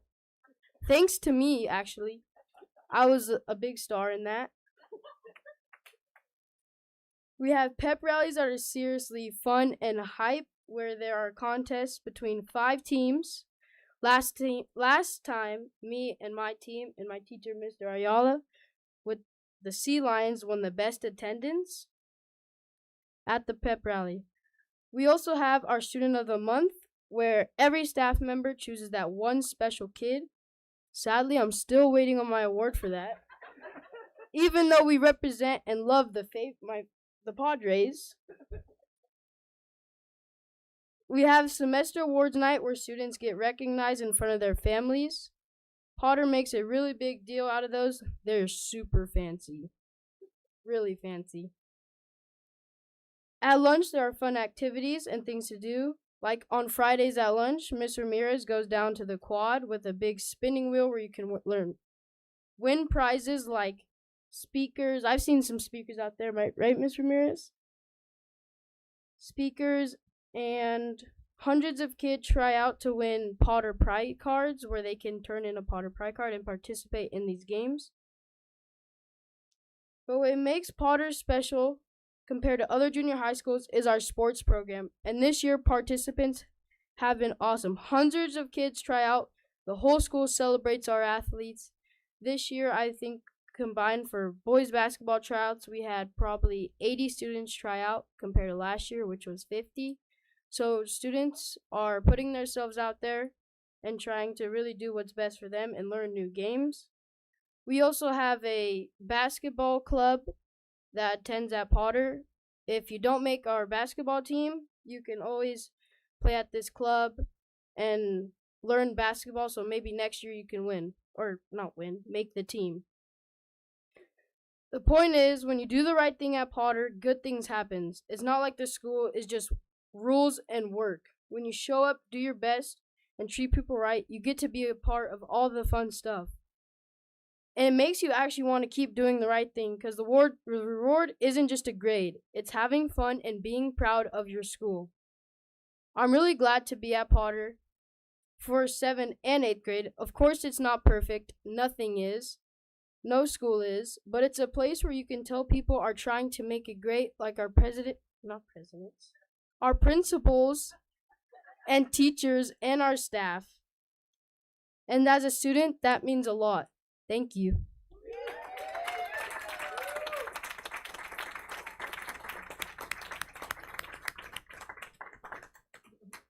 Back round two. So I'm going to talk to you guys about the new block schedule that we have currently at Potter Junior High. So last year we had a 6-period schedule where the kids saw all 6 periods their day. This year they have moved to a block schedule, so 90 minutes, 4 classes per day, and the classes for ELA and social studies rotate on a weekly schedule. What that allows us to do is, within that 90-minute block, we can have some opportunities to make sure that we give that Tier 1 instruction to the kids, make sure that they kind of understand the concepts, especially ones that are a little more complicated, a little more dense than a typical day. Check in with them, look for those understanding pieces, make sure that we're going to have those opportunities to reteach and then really have those layers embedded to make sure that the kids are really understanding those high level concepts that we're trying to teach them. They also get math every single day in that block schedule. So for Mondays, they see math every day. They see DLA one day, social studies one day, their electives one day depending on where their schedule is. We have those team meetings, like I mentioned before, where within that team structure and the block schedule, especially with social studies and DLA, we really leverage each other to make sure that those blocks that we share together on that AD specifically really highlight the skills that the other is doing. As we mentioned, the skills that are happening in DLA are also transferred and used in my class. That's the same across every DLA and social studies class. Taught DLA, they practice there, they apply it using social studies content and all of the things that we're providing those structures and systems in place to make sure they're as successful as possible. The team meetings, like I mentioned earlier, those are just designed to make sure that we can really support and highlight those instructional practices to make sure that 90 minutes is as strong as it possibly can be within the time that we have the kids with those AP schedules or within the semesters that the kids have in their electives, science, and classes. Learning walks are constantly happening to make sure that those instructional practices are being followed. We have multiple trainings with our instructional coach to make sure that we follow our best practices as far as maximizing instructional minutes, teaching bell to bell, and making sure that we have made this adjustment from a 50 minutes chunk of time to a 85 or almost 90 in some instances block of time to really kind of alter and change up in our strategies and our tools to make sure that we can use that time as best as possible. And then I'm going to bring up Mr. Ayala for talk about the math piece because that's not my purview. But thank you guys. Thank you. Hi, good evening. I'm Mr. Ayala. As Dr. Gonzalez said, I teach integrated math 1, math 8, and I have a coding elective class where I introduce students to coding using Legos and Scratch and code.org. So it's a fun elective. Yeah, I'm going to talk a little bit about the block schedule and how it has impacted math in general. We have the honor, I think, to have students every day, unlike every other teacher on campus, right? So, and the goal of that was there's a need for math and improving math scores at Potter, and we're seeing the fruits of that, right? So I'm gonna talk a little bit about that. This is I think one of the biggest the pros that we got more time with students, but that also kind of opened our eyes in terms of like what we needed to adjust in our instruction. Going from 50 minutes to 90 minutes is a big shift, especially if the students are gonna be we're gonna have students every day, right? So that in itself became a challenge for the math department, and so what you're seeing in front of you is I think the fourth strategy that we tried this year, right? So because we just wanted to see what would work for our students, for our population, and so and I have to like ground myself and be honest here, like this is still a work in progress for the math department. I think we definitely still have more growing to do, but and you see this model in math classes, but it's a little different as you go from one teacher to another, right? And so I think our primary goal next year is going to be like, how can we solidify it so that it looks more, I don't know, smooth, I guess, or similar from one math class to another. I think that's an area of growth for us. And with the main goal of like doing that tier 2 instruction, right? Because I think we have worked really hard this year to solidify our tier 1 instruction. With the new math curriculum that's coming up, right? We also need to navigate that and find our ways to incorporate that into this model so that we can have an effective tier 1 and also tier 2 intervention within our 90-minute block, right? So and then our motto this year was everybody does everything. And again, another challenge that we kind of like talked about in the math department was, okay, now we have students for 90 minutes instead of 50 minutes. They're gonna see us every day. How do we engage students, right? Like we were, and so, and the blessing of the 90 minutes, at least from my personal experience, has been this is my second year at Potter, so I only have last year to reference it, right? So, I always felt that my lessons were rushed, and so now with the 90-minute block, I can get through a full lesson the way I intended to deliver it, right? And the engagement piece is the piece where we try to collaborate and work together on how do we motivate our students and engage them to be so that everybody does everything for the 90 minutes, right? So, and that has been a really good experience. We've implemented the use of whiteboards. We started that last year, right, with the um, building thinking classroom, right? And so we just kind of added to that individual whiteboards, right? More pair share and talking, right? A lot of talking in the math classrooms, and Noah can attest to that.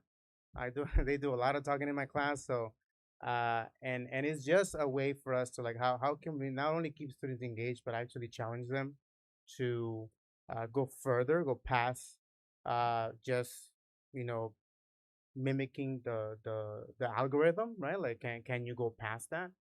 And then making the thinking visible has been is very evident as you walk into any math classroom. You'll see we have vertical whiteboards throughout our math classes, and so a lot of us have started to use them as a way for students to show their thinking, and it's a good way for them to reference what they're doing, right? So, and then using data to inform instruction in the moment. So the individual whiteboards have become something that a lot of us have used a lot to see whether or not students are understanding specific type of questions, and we can then decide in the moment whether or not like I need to do another example or if the class is ready to move on to independent practice, right? So and then so and in terms of like how we gather this data to make those decisions, it's another thing where like it's I guess one teacher whatever a teacher feels comfortable with, right? So I know our instructional coach came up with this way for us to kind of check where students are at, right? So some of us have a clipboard and are walking around and checking, and we all have our own like checkoff system, I guess, of like how students are mastering specific standards and specific topics, right? So um, some of us walk around with a clipboard and we have our students' names and we have our own like. I know that Mr. Ponce I think does a smiley face and a star or something like that, right? I just do a check mark and or a little dot, and then whoever's getting it, like I do nothing to that name, so I only focus on the students that I'm checking off and stuff, right? So I know that other members of the math department do use the whiteboards more of like a visual, right? So like visually, I can see that 80-90% of the students are getting this topic, right? So it's okay for me to move on, type of thing, right? So uh, that's where you'll see how it shifts or is different, but at the same time, we're all gathering some sort of data that is going to guide the next step of instruction. And this is the second year that we've had IXL, and I think that this, we're learning more and more with that, and I think I can speak from personal experience on how I use that as my exit tickets. For example, where some people in the past will use a paper exit ticket, and it takes a long time to grade that and go through that, right? But an IXL exit ticket is immediate, and then students get to see, oh, I got a 0 out of 3, or I got a 3 out of 3, or right, and so they get immediate feedback, and that has also been something good to utilize as part of the tools that we have within the math department. So, um, yeah, well, thank you for your time.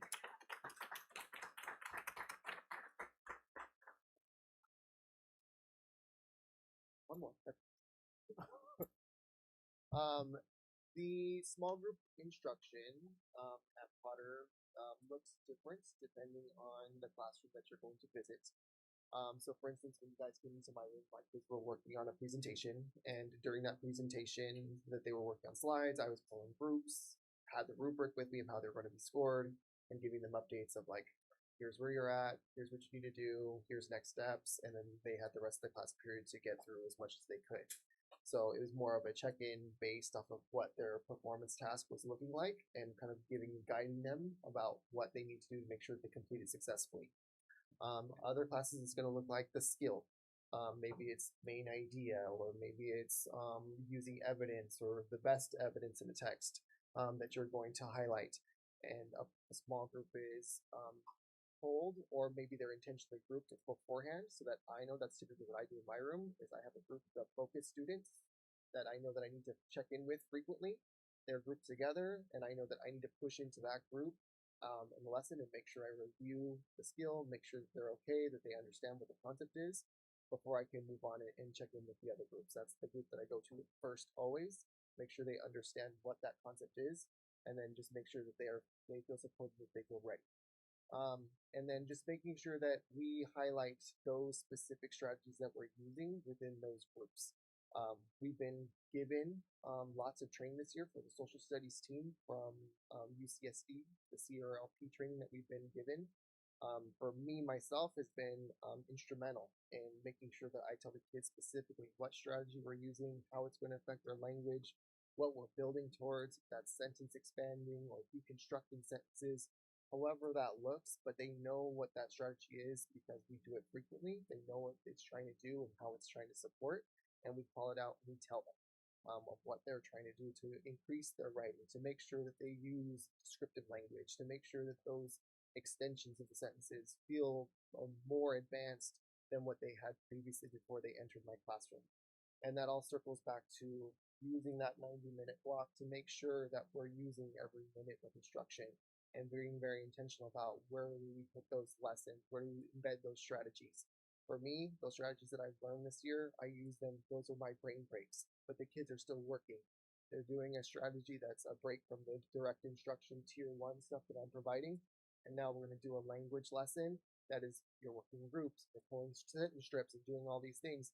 Yes, they're on a break, but they're still doing something with those minutes, and not just something that's like not utilizing that time effectively.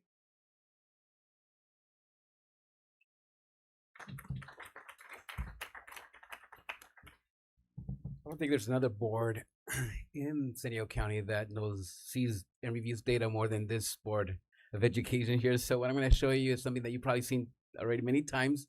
Our great partnership between social studies and ELA has really been one of the best things we've done.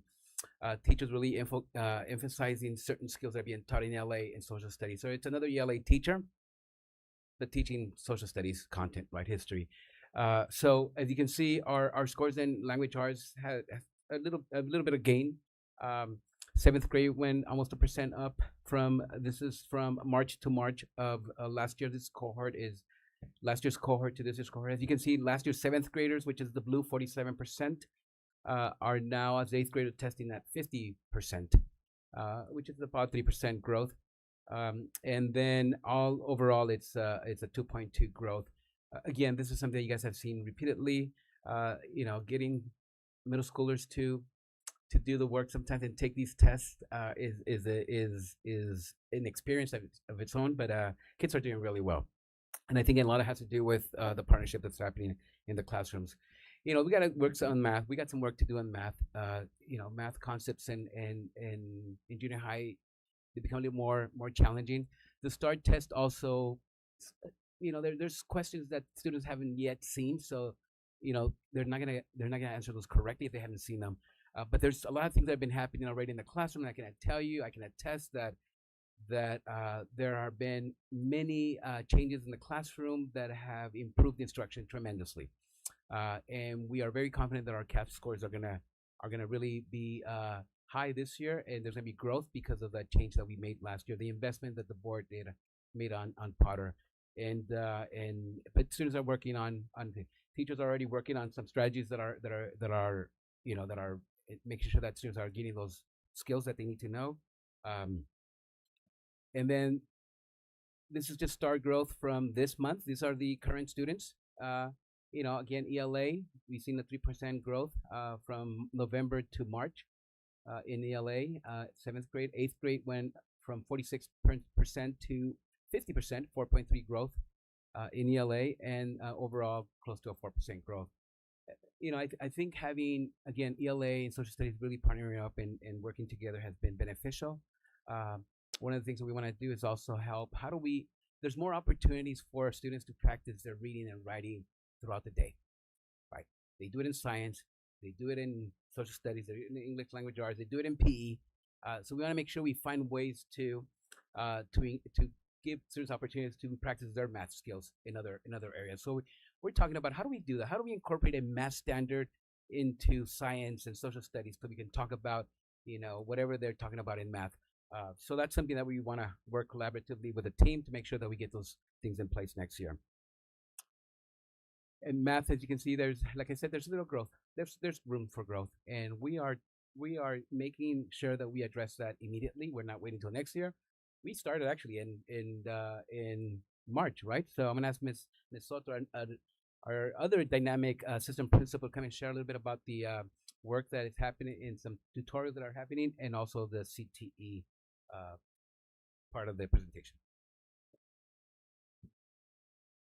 All right, so I just want to acknowledge that there's a lot that we're doing to really support our students right now. We are not waiting. We are tackling every day fresh, and we are targeting specific students. And one of those, with the support of Mr. Goodbody, who is instrumental in securing these targeted acceleration that has helped us really target our mastery towards grade level standards. And so we identified focus students in every single class. There are particular students that we're all familiar with.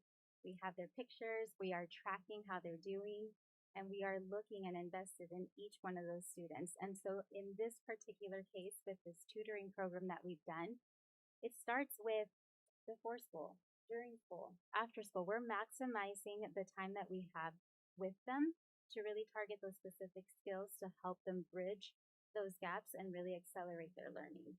And we're starting to really see how those custom built strategic intervention plans for each of those students is helping them make growth.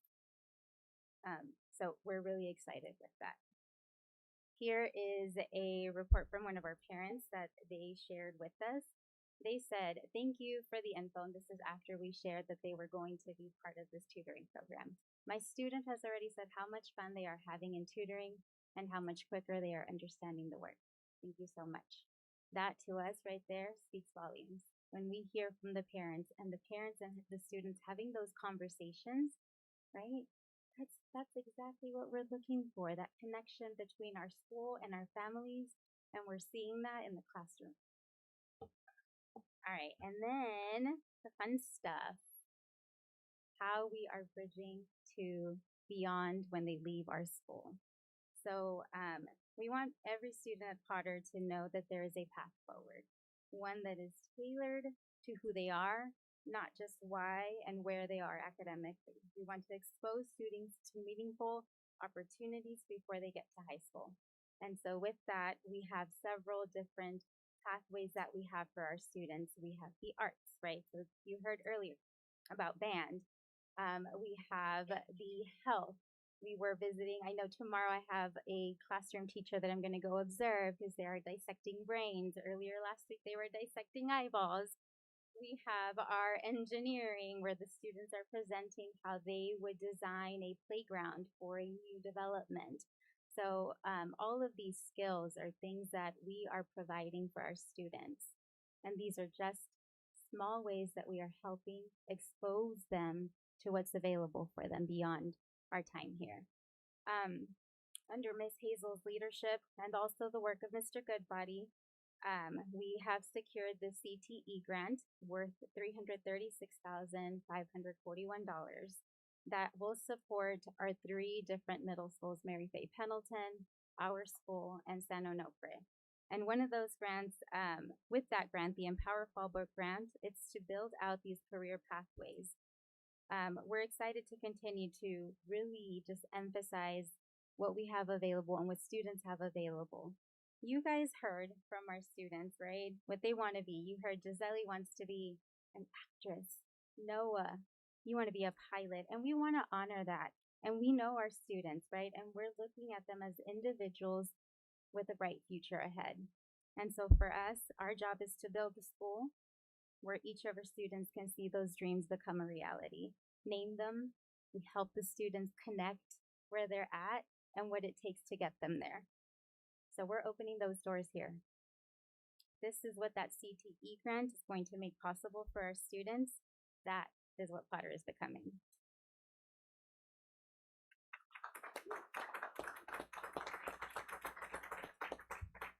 So just to close, I'd like to thank our amazing team who is here today, especially our students and parents who were here to support them.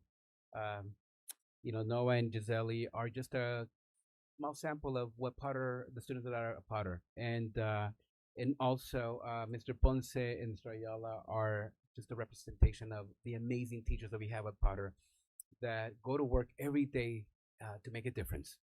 And we have teachers that stay late. We have teachers that get there early, and it's just an amazing place to be at. As you can see, we are very fortunate to have an amazing student body. I also want to thank the board for allowing us to give you a glimpse of what Potter really looks like. But I invite you to come and see it for yourself. Mrs. McBride was there not long ago, last week, and she got a chance to walk the quad and talk to students. And you are more than welcome to come and join us. Mrs. Hazel will be, I'm sure, I don't want to put you on the spot, but I'm sure she'll be happy to escort you through there too and join you on the visit. It's just a wonderful opportunity for you guys to see the great work that's happening, not just in the presentation, but also see it live.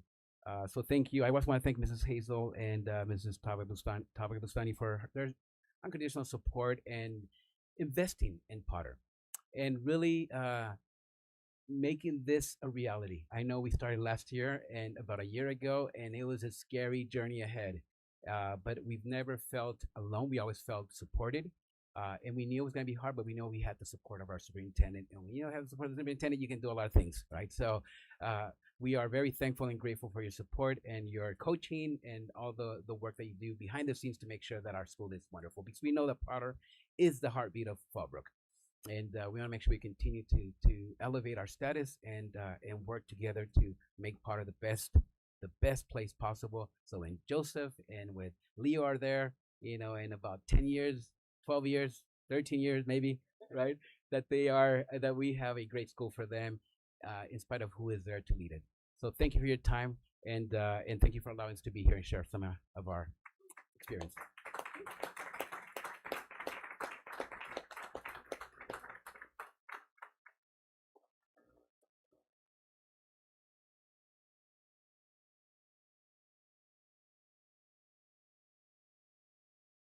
Yes.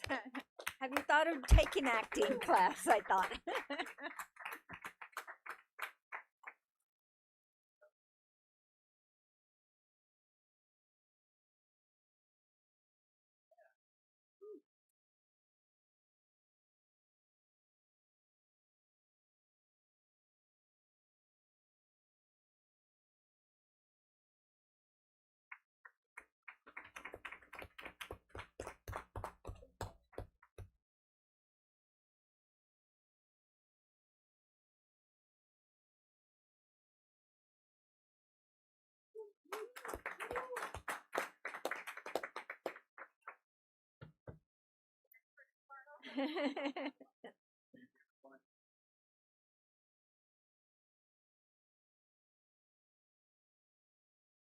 Do we have any comments or questions this time?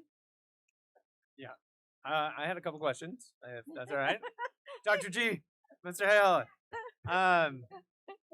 So, Mr. Hale, just IXL, does exit ticket data roll up for real-time metrics? Yeah, so it really it depends on because it's divided by its skill, right? So depending on what skill you put within that exit ticket, absolutely, right? So and it also breaks it down by level.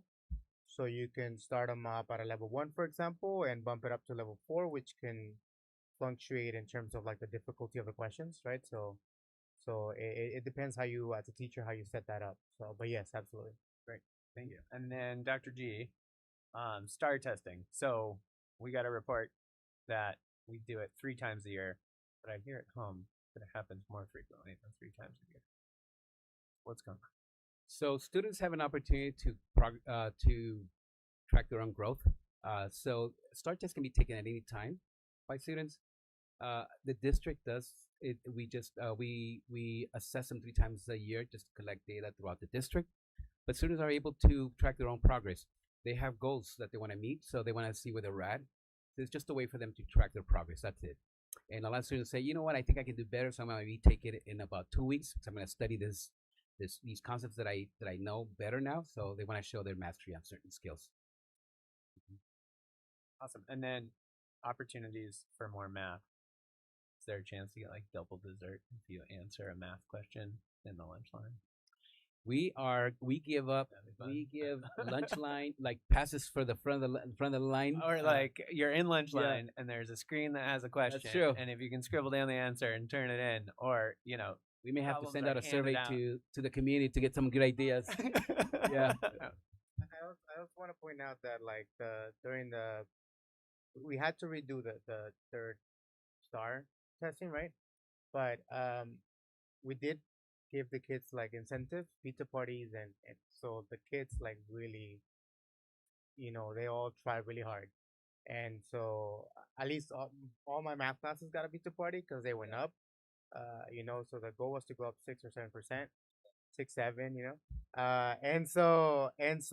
and I think the majority, if not all the math classes met that goal, right? So, and that also like applied for the for ELA. So they have an opportunity for things like that, right?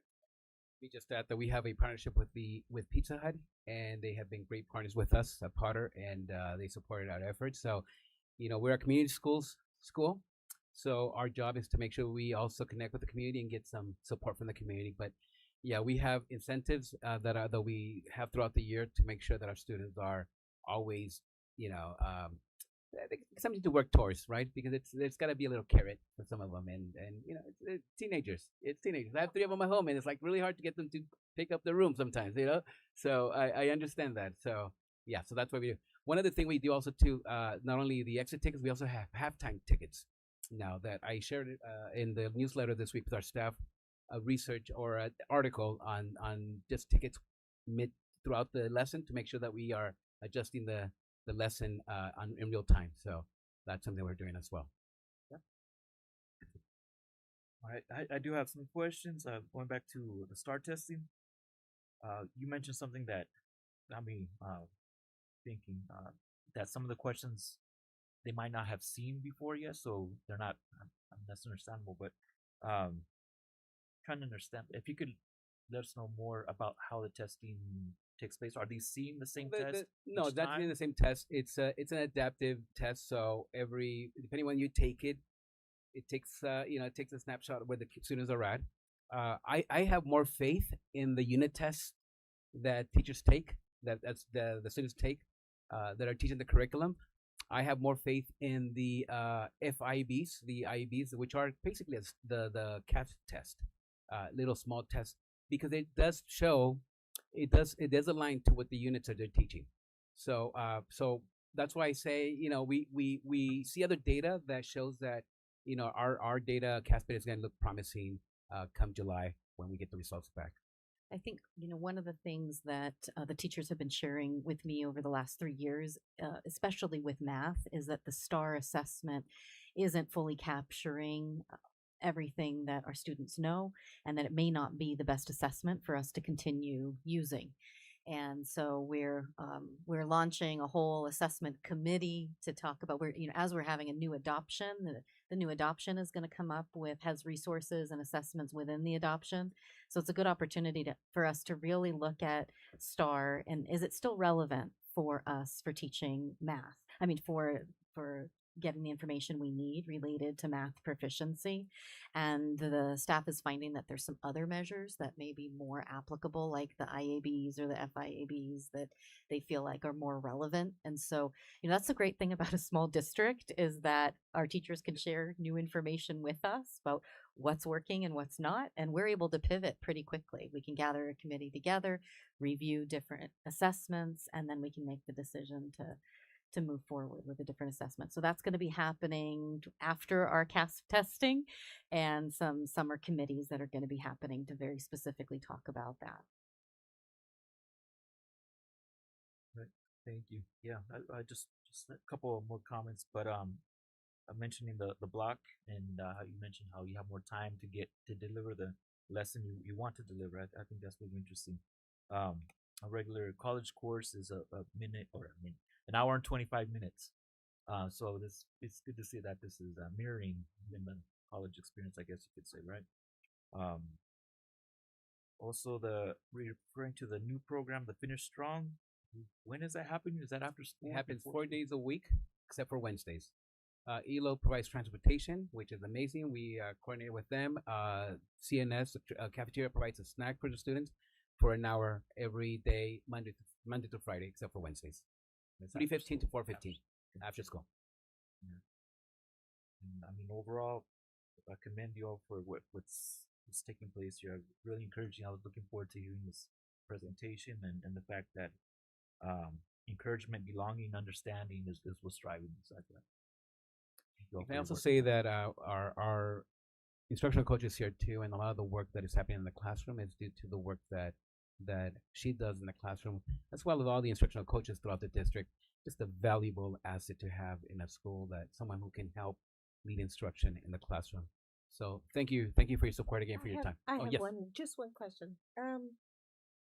Has any of these students, or were you able to ever take the students to a high school or a university or Palomar College to visit what they have to offer regarding math? Yes. So we recently had an articulation meeting with the high school, and they share that our students are doing quite well in math. They do go in with really good foundational skills. It's just the assessment piece. But as far as field trips, yeah, Mr. Ponce, it's avid class. We go to a lot of universities. UC San Diego. We've been to San Diego State.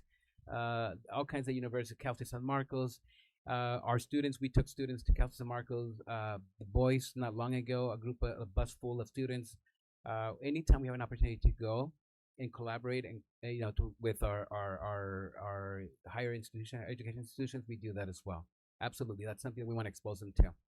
Yeah, that's what I was interested in, to see they get excited to go see another facility other than where they go to all the time. So that was my interest. Last year, we took all 7th graders to Cal State San Marcos on a field trip, and they received science workshops, and that's what we're going to do again this year. All right. Thank you. Is that good? Okay, thank you. Thank you very much. Okay, moving on to student achievement attendance data update. Assistant Superintendent Tavka Bustani will provide an update on student achievement. Yes. We're good.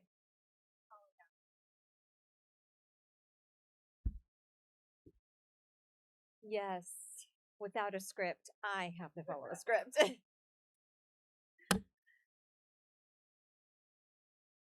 Good evening, President McBride, esteemed board trustees, and Superintendent Hazel. It is my privilege to provide you with an update regarding our Star 3 attendance and academic data. This is in service of our commitment to ensure that you and our community are constantly informed and apprised of our academic standing here in Fallbrook. At Fallbrook Union Elementary School District, our governing board, you, are deeply committed to fostering a vibrant, inclusive, and healthy learning environment where every student can thrive. The goals that you've established for our school district are intentionally aligned with the priorities aligned in our LCAP ensuring our vision is translated into meaningful, measurable actions across all of our schools. I will begin with STAR 360 data from October to March, tracking the same students, showing growth over time. As you can see on this slide, more students are meeting grade level expectations across grades 3 to 8. The green line represents English language arts and shows a steady upward trend. The blue line represents mathematics, also trending upward with continued growth. In English language arts, proficiency increased from 49% in October to 53.3% in March, a 4.3% gain. Every single grade level showed growth, with the strongest gains in grade 6 with 8 points. In mathematics, performance rose 43.1 to 45.3, up 2.7 percentage points. 5 out of the 6 grade levels improved, with notable gains in 5th grade with 5.8%, while grade 7 saw a slight decline of 0.7%. This is more than data. It's momentum. It reflects the power of focused teaching that you heard about from our teachers at Potter, but across all of our schools here in Fallbrook. Strong systems and a shared belief in every student's potential. Behind every percentage that you see on each slide is a student finding their voice, growing confidence, and stepping into a future with greater possibility. You heard it tonight with 2 of our students. They're all over Fallbrook in every classroom. This chart provides a deeper look at our overall progress, highlighting how growth is unfolding across each grade level. It allows us not just to see where we are as a system, but how each grade is contributing to our overall progress and success. This slide tells an important equity story, highlighting the performance and progress of our student groups. Every student group increased in ELA, which reflects that our literacy efforts are reaching students across all backgrounds and needs. In math, 4 of our 6 student groups increased with especially strong gains amongst our African American students, with a 10.5% gain, along with growth for our English language learners, Hispanic students, and white students. While we saw slight declines for students in the migrant program and students with disabilities, sites are actively responding with targeted support to accelerate growth.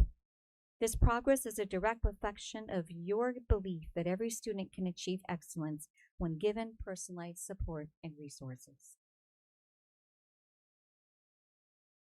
I just shared how students are progressing this year as a cohort. Now I'm going to shift to how the state measures the overall health of our system, looking at student growth from spring 2025 to spring 2026. We will begin with ELA. As you can see, 5 out of the 6 grade levels increased, with an overall gain of 3.4 percentage points. Some of the strongest growth came from grade 4 with 7.5% and grade 5 with 5.1%. Grade 3 remains an area of focus, showing a decrease of 2.8 percentage points. Looking at math, 4 out of the 6 grade levels increased with an overall gain of 3.7%. Some of the strongest growth came from grades 5 at 14.6% and grade 6 at 9.2% gain. Grade 3 and 8 remain our focus. The larger story is clear. Growth is happening across our system, within our schools, and inside our classrooms, where, as Superintendent Hazel reminds us, all of the magic happens. This slide provides another view of the data, with growth clearly broken down by each grade.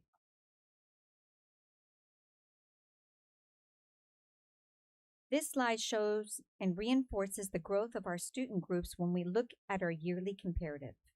In ELA, Every student group made progress, proof that when we stay focused on strong instruction and targeted support, students rise. Our largest gains were seen among students with disabilities with 7 percentage points, followed by English language learners at 4.6% and Hispanic students at 4.1%, reflecting a meaningful momentum for students who have historically faced the greatest challenges. Math tells a similar powerful story. African American students showed remarkable gains at 14.7%, followed by students with disabilities at 6.2%, Hispanic students at 4.9%, and English language learners at 3.4%. While migrant students experience a slight decline in math, this data reminds us that our work is not over. It calls us to lean in with greater urgency because every student deserves the opportunity to thrive, and we will not stop here in Fallbrook until that becomes a reality for each and every student.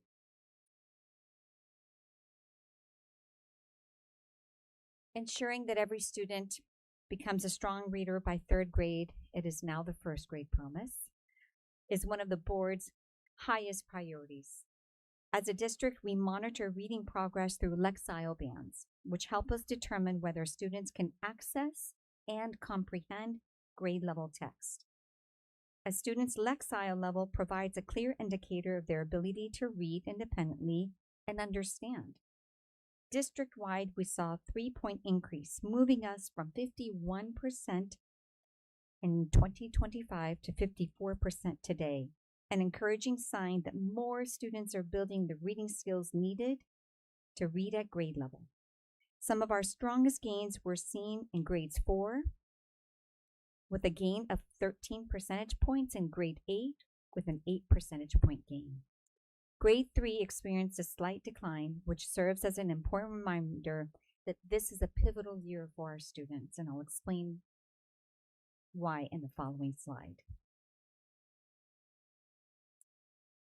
So while we have much to celebrate across our districts, we also acknowledge the dip in 3rd grade performance with both honesty and context. The transition from 2nd to 3rd grade historically has been a rather difficult and challenging for students. It's probably one of the most significant shifts in a student's academic journey in the elementary grades, because they go from learning how to read to reading to learn. And that means that it's simply beyond decoding text, but it's reading longer passages of text that are complex and have lots of rich themes and multiple characters that they have to track and analyze. In mathematics, they have to do multi-step problems, show their thinking, explain their thinking, provide rationale. While older students show greater gains in these expectations, our 3rd graders are still navigating how to do this from 2nd and 3rd. Additionally, a factor underneath our data is a lot of our resources. In terms of our resource alignment plan, our coaches, our intervention teachers, or intervention techs, sites have looked at their data and prioritized grades 4 to 8 in terms of resource alignment, because typically those grades have performed lower. 3rd grade typically has performed higher. So this year we saw a shift in the resource alignment to grades 4 through 8. And that could be a reason. It's a factor that we've seen some of our leaders share as to why the dip in 3rd grade. So we have and will continue to respond to the data with urgency and intentionality. The moment the STAR 3 data was released, and you heard it from our Potter team today, our teams don't wait. The minute the data is public, they gather their leadership teams and they start developing a plan. They look at the numbers, they look at students, they think about what are those barriers getting in the way. And then they, as teams, develop plans. You heard it from the Potter team today. They mobilize quickly, they don't wait. And so with 3rd grade, they're going to ensure that students have consistent access to grade level text and rigorous math tasks. They've already started shifting. They're ensuring that students are doing most of the work. Heard it today. Everyone does everything. In every third grade classroom, every learner is going to do everything.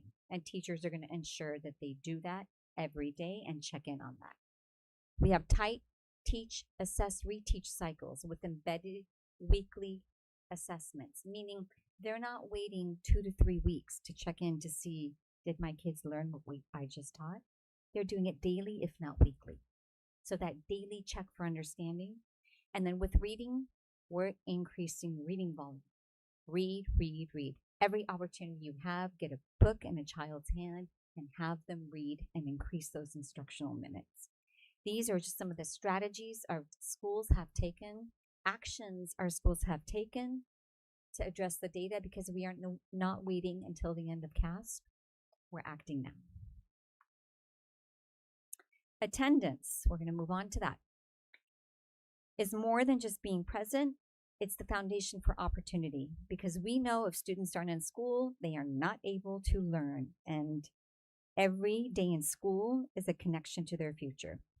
This data reflects meaningful progress across our district. Chronic absenteeism has decreased by 6.24%, with every school improving, most notably Fallbrook STEM Academy and Sun Onofre.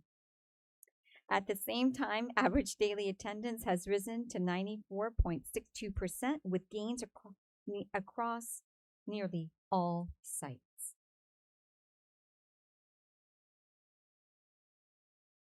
So, as an award-winning district, Superintendent Hazel and I are often asked, what do you do in Fallbrook to get these outcomes? And our response is simple.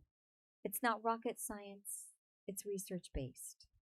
Research-based practices that are consistent and implemented in every day in every classroom. In previous presentations, I've spoken to you about what these research-based practices are. My goal moving forward is to give you concrete examples of what they look like in our classrooms. Our first is strengthening Tier 1 instruction. You heard it from our teachers at Potter this evening. Lessons are aligned with the rigor of standards. They make sure that lessons are at the highest level of rigor. We don't dilute the lessons. We scaffold to bring kids up. Everyone does everything. You heard that from the Potter team today, but that is not just a theme, it's a practice. Every child does everything in every classroom to maximize engagement. Teachers are giving feedback to students on their performance in real time. You heard it today. They don't wait until the lesson's over. Sometimes they give it midpoint. You need to adjust this, do this differently, go back and refine that. Small group reteach, you heard that again, right? If kids aren't getting it after that quick check, they pull a small group. Small group is happening. Go into any classroom in Fallbrook and you will see these practices taking hold. And we know that teacher practice is the #1 factor. John Hattie's research has said that collective teacher efficacy is the #1 influence in student achievement. Savka, can I interrupt you to talk a little bit about the high student engagement and everyone does everything? I think that, that's a term that we know really well in our district, but I just want to remind the board that this is our version of nobody gets to opt out, right? You don't get to put your head down on your desk and not participate. When we do partner talk, you are required to talk to the person next to you. If we're going to do a math problem, we're not going to just have one student come up to the board and answer the problem. We're going to have every child write it on the whiteboard. So that's what we mean when we say everyone does everything. It's our term for not allowing our children to opt out and getting as 100% participation in the cognitive work of our students. Another example, you'll see this 5 years ago, 10 years ago, even today outside of Fallbrook, a teacher will ask a question. How many hands go up? 5, 6. In Fallbrook, we don't accept that. All hands go up. If it's a question the teacher asks, all students should respond. Turn and talk to a partner. Show your work, use the whiteboard, show your thinking. So this notion of some hands going up when the teacher asks a question, we want all hands to go up. We want all kids to respond, because if it's a question worth asking, every student should have that opportunity. to demonstrate their brilliance and to share their thinking. So that's another example, is moving away from hands up and selecting to every student, every question, every day. Another research-based practice that we put in place here in Fallbrook are what we call our professional learning communities. Thank you, Mr. Nisley, leading the charge in high-functioning PLCs. He and the San Onofre team ignited our learning and prompted us to really put this in place here in Fallbrook. We attended a conference in Arizona, around PLCs, and we brought that training back, and we trained every single teacher here in Fallbrook. Research-based practice where teachers share best practices, they collaborate, they share data, they talk about each kid, what worked, what didn't work. How do I get those results? How are we going to teach this again? What are we going to build on that was successful? What are the next steps for the kids that didn't get it? So this is the heart of what you see when we talk about high-functioning PLCs. Other schools say they do it, but here in Fallbrook, it's thriving and alive. Another research-based practice strategy is tracking individual students. Another research evidence practice. That means knowing each student well, knowing their strengths, areas of growth, and using that information to design targeted instruction. Our teachers in Fallbrook maintain clear, transparent data. We are a culture of data. We're transparent. We use the data to drive our teaching. Without that, we're operating blindly. But in Fallbrook, we get down to the kid level. We track individual progress and we design plans. And the heart of what we do is everything we do is in service of student learning. The only thing that matters is what students learn.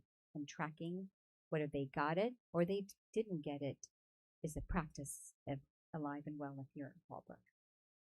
Another, the next research-based strategy we say that is working here in Fallbrook is our resource alignment plan. And that is adjusting our time and people and resources to students in classrooms that need it the most. And it's a truly all hands on deck here in Fallbrook. Teams of teachers work together. They provide targeted, responsive support. It's grounded in the work of the Center of Educational Leadership and the 4 dimensions, which emphasizes that effective leadership means aligning resources to support high quality teaching and learning for all students. That means they're fluid. They go to where the data is needed. One data cycle, they may be in 3rd grade because 3rd grade students need their support. 6 to 8 weeks after that, it may be in 2nd grade because the data shows that 2nd grade needs that support. That fluidity to adjust and adapt is key in resource alignment. So what does resource alignment look like here in Fallbrook? You'll see it in a quick clip from the amazing intervention teacher, Debbie Nalick at William H. Frazier. She and her team of teachers are pushing into classroom, and that's what we mean by pushing. Intervention teams push into classroom and they provide that targeted support right at the student's point of need. So we're going to give you an example of what that looks like here at Frazier.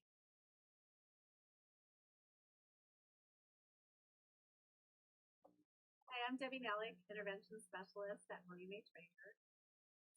Our intervention team is made up of 4 educators.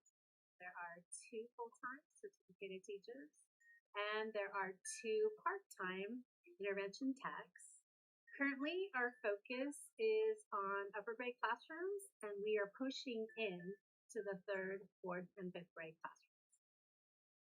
We push in for ELA small groups, where 3 groups meet with the classroom teacher, 3 groups meet with the interventionist, and sometimes there is even 1 to 2 groups that are led by a paraprofessional or educational specialist due to our amazing inclusion model. Our intervention team has embraced Dr. Spangler's guided reading model and has partnered with the classroom teachers in providing this rigorous type of ELA small group. We have also developed structured reading where students continue independently away from their teacher tables. The structured reading has resulted in greater individual focus, and it has allowed for more meaningful independent practice. The benefits of push-in intervention focused on guided reading have been greater student accountability, more students are receiving small group instruction, and the connection to the benchmark unit topics has increased grade level fluency and comprehension. As for math, we do similar scheduling and the benefits are similar. Our interventionists generally run at least 2 math small groups in each classroom. Typically, one group focuses on a reteach of a foundational skill with spiral review, and the other group is a CAS practice group that focuses on higher levels of DOK in the grade level standards. We are seeing more relationship-driven instruction, and the students are responding well to the tighter focus.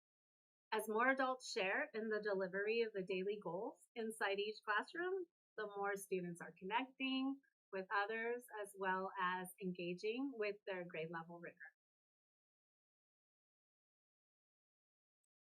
Final research-based strategy, well, we call it research-based. We celebrate success here at Fallbrook. We celebrate growth. And I know, Mr. Farias, you were happy to get this as your slide. Carol Dweck, leading Stanford psychologist and researcher known for her work on growth mindset, reminds us becoming is better than doing. Her research shows that when we celebrate effort and progress, students are more likely to persevere, take risks, and continue improving. You heard that from Giselle earlier on this evening. From theme lunches and pizza parties to phone festivities, certificates, calls home, we are intentionally recognizing growth and effort every step of the way. Celebrating success isn't extra, it's strategic. It fuels motivation, it builds confidence, and accelerates learning for each and every student.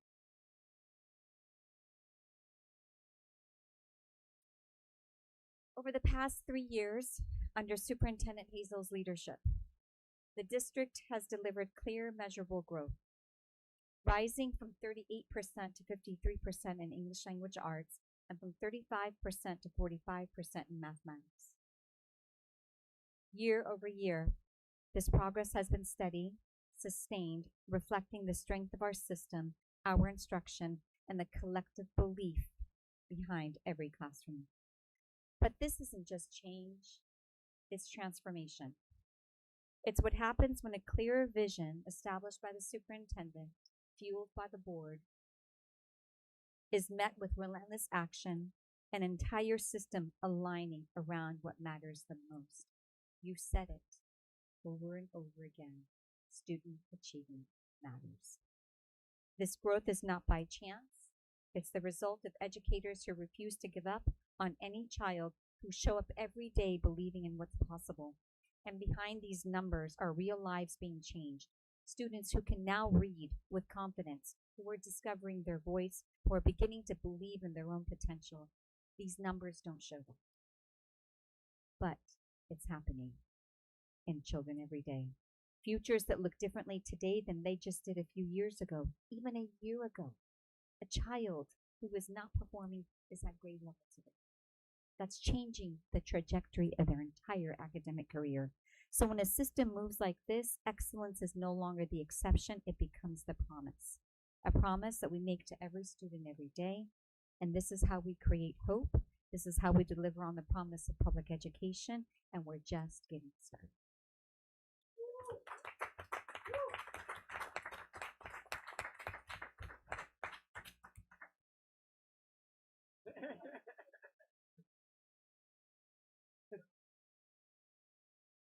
I mean it from my heart. This is work that is transformational, and when we look into the eyes of a child, that's where we see hope and promise, because we are opening doors of possibilities that they may not even have imagined, nor have their families, and we're interrupting patterns of poverty and underperformance every day, single-handedly. That's what's happening here in Fallbrook. It fuels our energy to continue moving forward, and we're not done because every child deserves that opportunity and that door being open. So in closing, I want to extend my deepest gratitude to Superintendent Hazel for entrusting our teachers, providing the support, believing in us, giving us the confidence and the tools we need to sustain and accelerate growth for every child. Because of your leadership and your championing, we are able to create lasting impact for our students.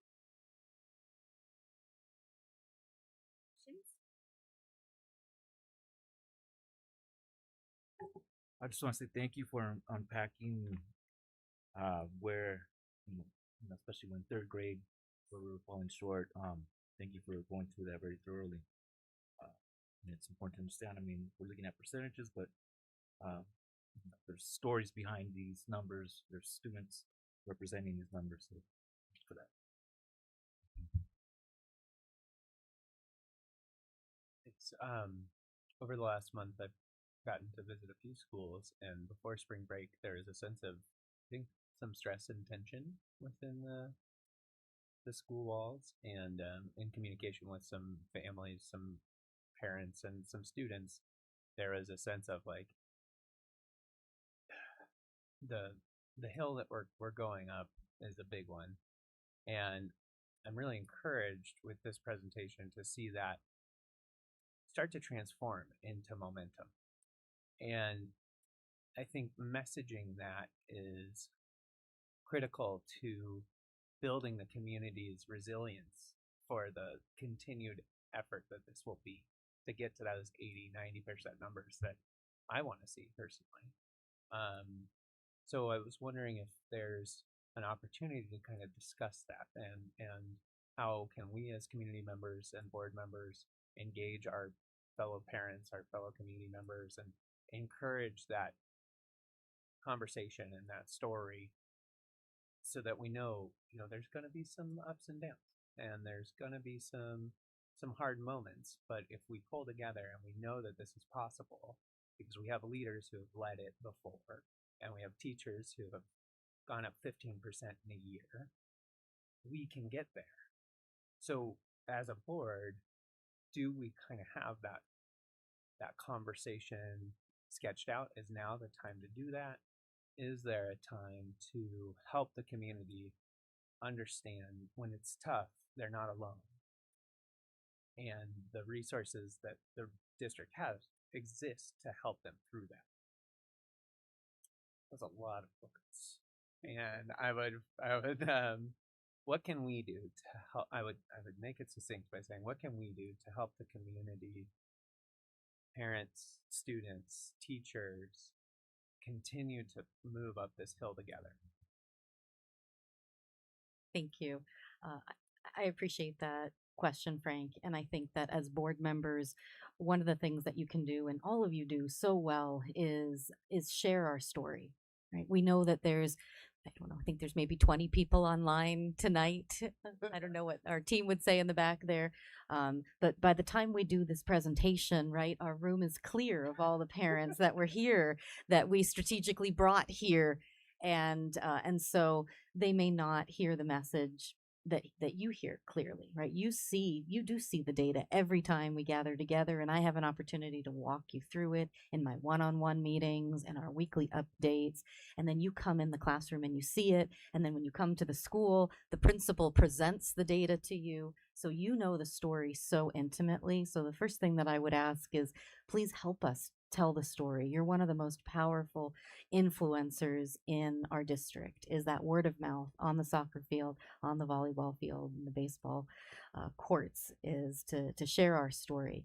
I think the other thing you've noticed is that we focused heavily on communications this year, and you've seen a strong increase in our social media impressions, right? More people are looking at the social media posts that we're sending out, and we're sending out more more social media broadcasts to our community. We're also, we're having a much stronger communication with the Village News. They're publishing more of our articles than they did when I first got here. And so the fact that Raul has built that partnership with the editor of our local newspaper is really important. He also sends all of our articles also to the Union Tribune and to the Voice of San Diego, and they don't happen to pick up our story the way the Village News does, but we always make an effort to do that. I also, you all come with me. I've had President McBride come with me at the Rotary meeting. Today, Dr. G was with me at the Rotary meeting. We have happy dollars. Every time we donate some happy dollars at the Rotary meeting, I get to share something I'm happy about in our district. And I strategically take the opportunity every month to highlight something great that's happening in our district, because you're right. We want to highlight the momentum. And just like our students talked about the importance of perseverance, we have to persevere, because transformational work is hard work. It's hard for the board, it's hard for the leaders, it's hard for our principals, our teachers, and our children. It's exhausting work. And we also know where the bar is, right? We're at 50%, we want to push to 80%. And I think that oftentimes, sometimes we feel like we're giving it our 150%. And so to keep pushing and pushing for more and more can be hard. But so I think that one of the ways is exactly what you're saying. Celebrate, talk about the importance of perseverance, share our story and what it means. It's not, and Assistant Superintendent Bustani, one of the things that you do so well is you talk about that every data slide and every percentage is a student and is a face and is a child and a story that is changing. Hundreds more children are proficient and they're more prepared for the next grade, and they're more prepared for high school when they were before. So it's not about the CASP state test score. To us, it's about the face and the child behind that. So I think, and we can always improve communication, right? Like, I think if we continue to not only tell the data story, but the student story, that's a big piece to it. It's a big piece. May I ask a follow-up? Sure, go ahead. So that comes to our migrant student program going down 4.9% in math this year, which is, I think, the first time that we've seen any in the 3 years that I've been here. That's the first time that I've seen this. And I know that there are kind of external stresses in that community right now. The interventions that we've innovated this year with early tutoring, right? 15 minutes of tutoring before school. Are we able to target those to that population? I know we were piloting it at one campus and it's quickly getting enthusiasm at other campuses. Is there an opportunity to kind of deliver that resource to that community a little more deliberately? Well, the Ignite Reading pilot this year we started with second grade, and we've opened it up to at one school, and now we have opened it up to all of our elementary schools, and each teacher has chosen 20 students to be part of that pilot. We didn't specifically pinpoint a student group, but we asked the teachers to identify the students who could be migrant language learners, English language learners, that have the greatest academic need. But really, one of the things we are responding to in terms of our English language learners is we are immersed in BGLAD training around effective language supports and scaffolds. So within our math instruction, how do we provide those language-rich supports, sentence frames, sentence stems, charts, manipulatives? These are all effective practices that will support students who have the cognitive ability but just haven't caught up quite yet in the language. Well, in the math score specifically, I know a Hey Tutor is the pilot that we're looking at for directed intervention there. Right now, that is specifically at Potter in just 7th and 8th grade, and so we're piloting it there. And it's a during the day and a before and an after school program. So we're trying to see what the best, exactly what the best time is for our families, and I think that it is important in our data that we not only look at our grade levels, but that we look at our student groups to see, are we targeting students and that may have additional needs. And so the thing that's so important, and Taka talked about our resource alignment plan, it means that when they took this assessment in March, immediately when the data came out and we saw that, oh my gosh, our migrant students went down 4.9%, that's the trigger to every principal to look at those students in their school and say, okay, who needs support? What do they need support in? How do we provide that support? And so while the data here is static, what it means to us is action. And that's really getting down to that student by student data slide. We have pinpointed every single student and identified strength and also area of need, and then we develop a plan. And students, our migrant student population, our teachers are keeping close track on those who are not yet at grade level. One last thought here. So when we're looking at the averages of 50%, it's important to keep in mind that we have students at 75%, right? And we do have students at in the 30% range, right? I mean, that's an average.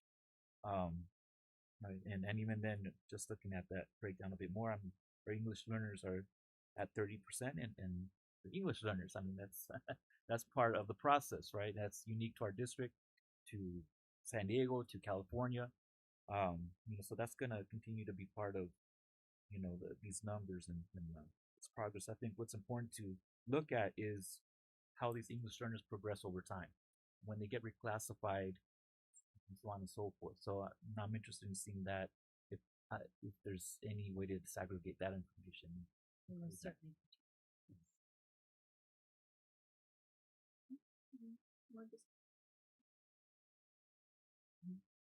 Thank you for your passion, Ms. Bustani. We appreciate having you as our leader of all things instruction, and your energy and your commitment is infectious. So thank you. Thank you for your trust. And thank you so much. So next is Assistant Superintendent Armando Farias and Principal Mr. Nicely will provide an update on the recent attendance at the spring NAFIS conference. Good evening, Madam President, trustees, Superintendent Hazel, cabinet, staff. It is my pleasure to co-present today with our outstanding with the principal, Mr. Joe Nicely, a short overview of what Impact Day truly is. But I cannot help myself to really start by stating that what is happening in this district is truly great. It's just amazing to see the quality of education that our kids are receiving on a daily basis. After approximately 25, 26 years in education, this is one of the few districts where I have witnessed that, and that's why every day it's a great day in public. It takes leadership. Most importantly, it takes a board that really supports the opportunity to ensure that we provide the conditions for every single student to succeed, and that we have here. Haven't, of course, but it just I'm blown away because I know firsthand what education can do in a life. So, going back to Impact Day. I will start by sharing some very interesting facts about Impact Day and Fallbrook. I feel like kind of like a social studies teacher right now, but I'm always mesmerized by the fact that did you know that Fallbrook spans approximately 168,000 acres? 168,000 acres, and Camp Pendleton occupies approximately 111 of those acres. It's very important to always keep in mind that school districts rely heavily on local property taxes, as you know, and those acres, 111 acres, because they're military, federal occupied, we don't receive taxes on those. Having said that, the money that we receive when it comes to Impact Aid, it's only about 7 cents on the dollar. I repeat, it's less than 10 cents on the dollar. So, needless to say, we're very proud to serve our military connected families as a designated Purple Star district with every school committed to seamless transitions and deployment support. 100%. What is Impact Aid? Impact Aid is a Title VII of the Every Student Succeed Act. It is a federal education program that reimburses the local school districts for taxes lost because of non-taxable federal property. These funds benefit all students and can be used for any general fund purposes. School districts must apply to the United States Department of Education every single year. Very important to keep in mind, this money is not fully funded and is not permanent. What does that mean? It means that districts do not know the amount ahead of time, which makes it complicated to plan ahead, right? And also not fully funded. Even if the money comes, it is way less than what it should be. I'm gonna give you a slide in the near future that I believe you're going to be totally impacted by the data that I just found. History of Impact Aid. When land is removed from the local tax rolls, it equates to less money for the school district. Impact Aid was signed into law by President Harry Truman in 1950, 76 years ago. It is the nation's oldest K-12 federal education program. Impact Aid funding is appropriated annually by Congress, and Impact Aid has not been fully funded since 1969. That's 56 years ago that we have not received what we should be entitled.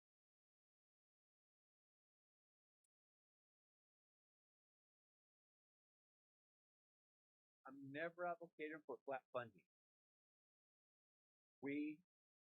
Not our kids deserve more, are entitled to what they are,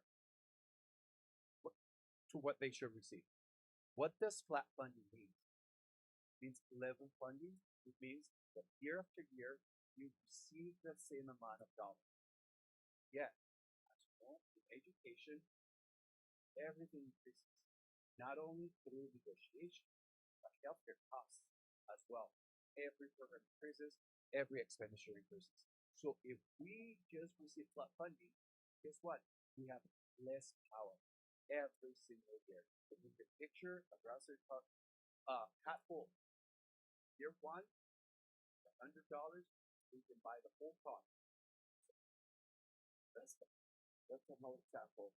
Year two, $100 can buy you possibly 3/4 of a car. Yet year three, possibly not even half a car, a quarter of a car, right? So we're always advocating for more funding, not because we want more, but because our kids are entitled to that. That's why it's so important to advocate and be at the help as much as possible. NAFIS, National Association of Federally Impacted Schools. It emphasizes the importance of unity within the Impact Aid community. It ensures a united voice every time we go, which is usually advocate. By the way, every time we go into an elected official individual, there are groups and groups of people asking for revenue, education, for studies, research, for a group of endangered species, you name it. But everyone. So I think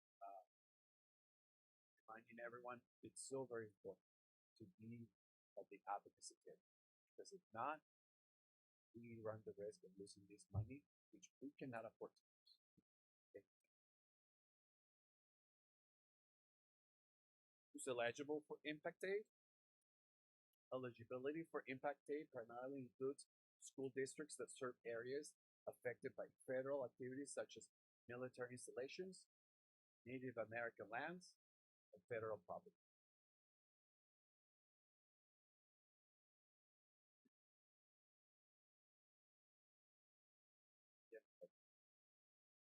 And I stated it, impact aid has been underfunded for a very, very long time. Section 7003, which is the basic support. For example, FUESD received last year $4.2 million the fiscal year, but would have received $11 million fully funded. That's a gap of $6.8 million. Check this one.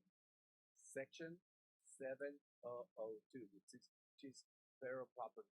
FUESD received $2.9 million, but would have received $88.4 million if we would have been fully funded. That's a gap of 85.5. Difference, like I said, 7003 versus 7002. 7003 supports student enrollment tied to federal connection students. 7003 has to do with lost property taxes to federally taxed.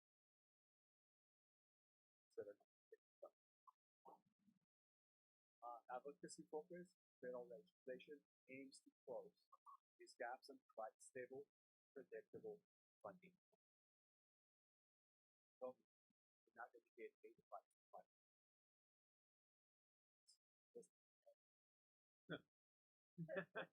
I will take it. Now I'm going to pass it on to Mr. Joe Nicely, who will provide you with an explanation for the next slide.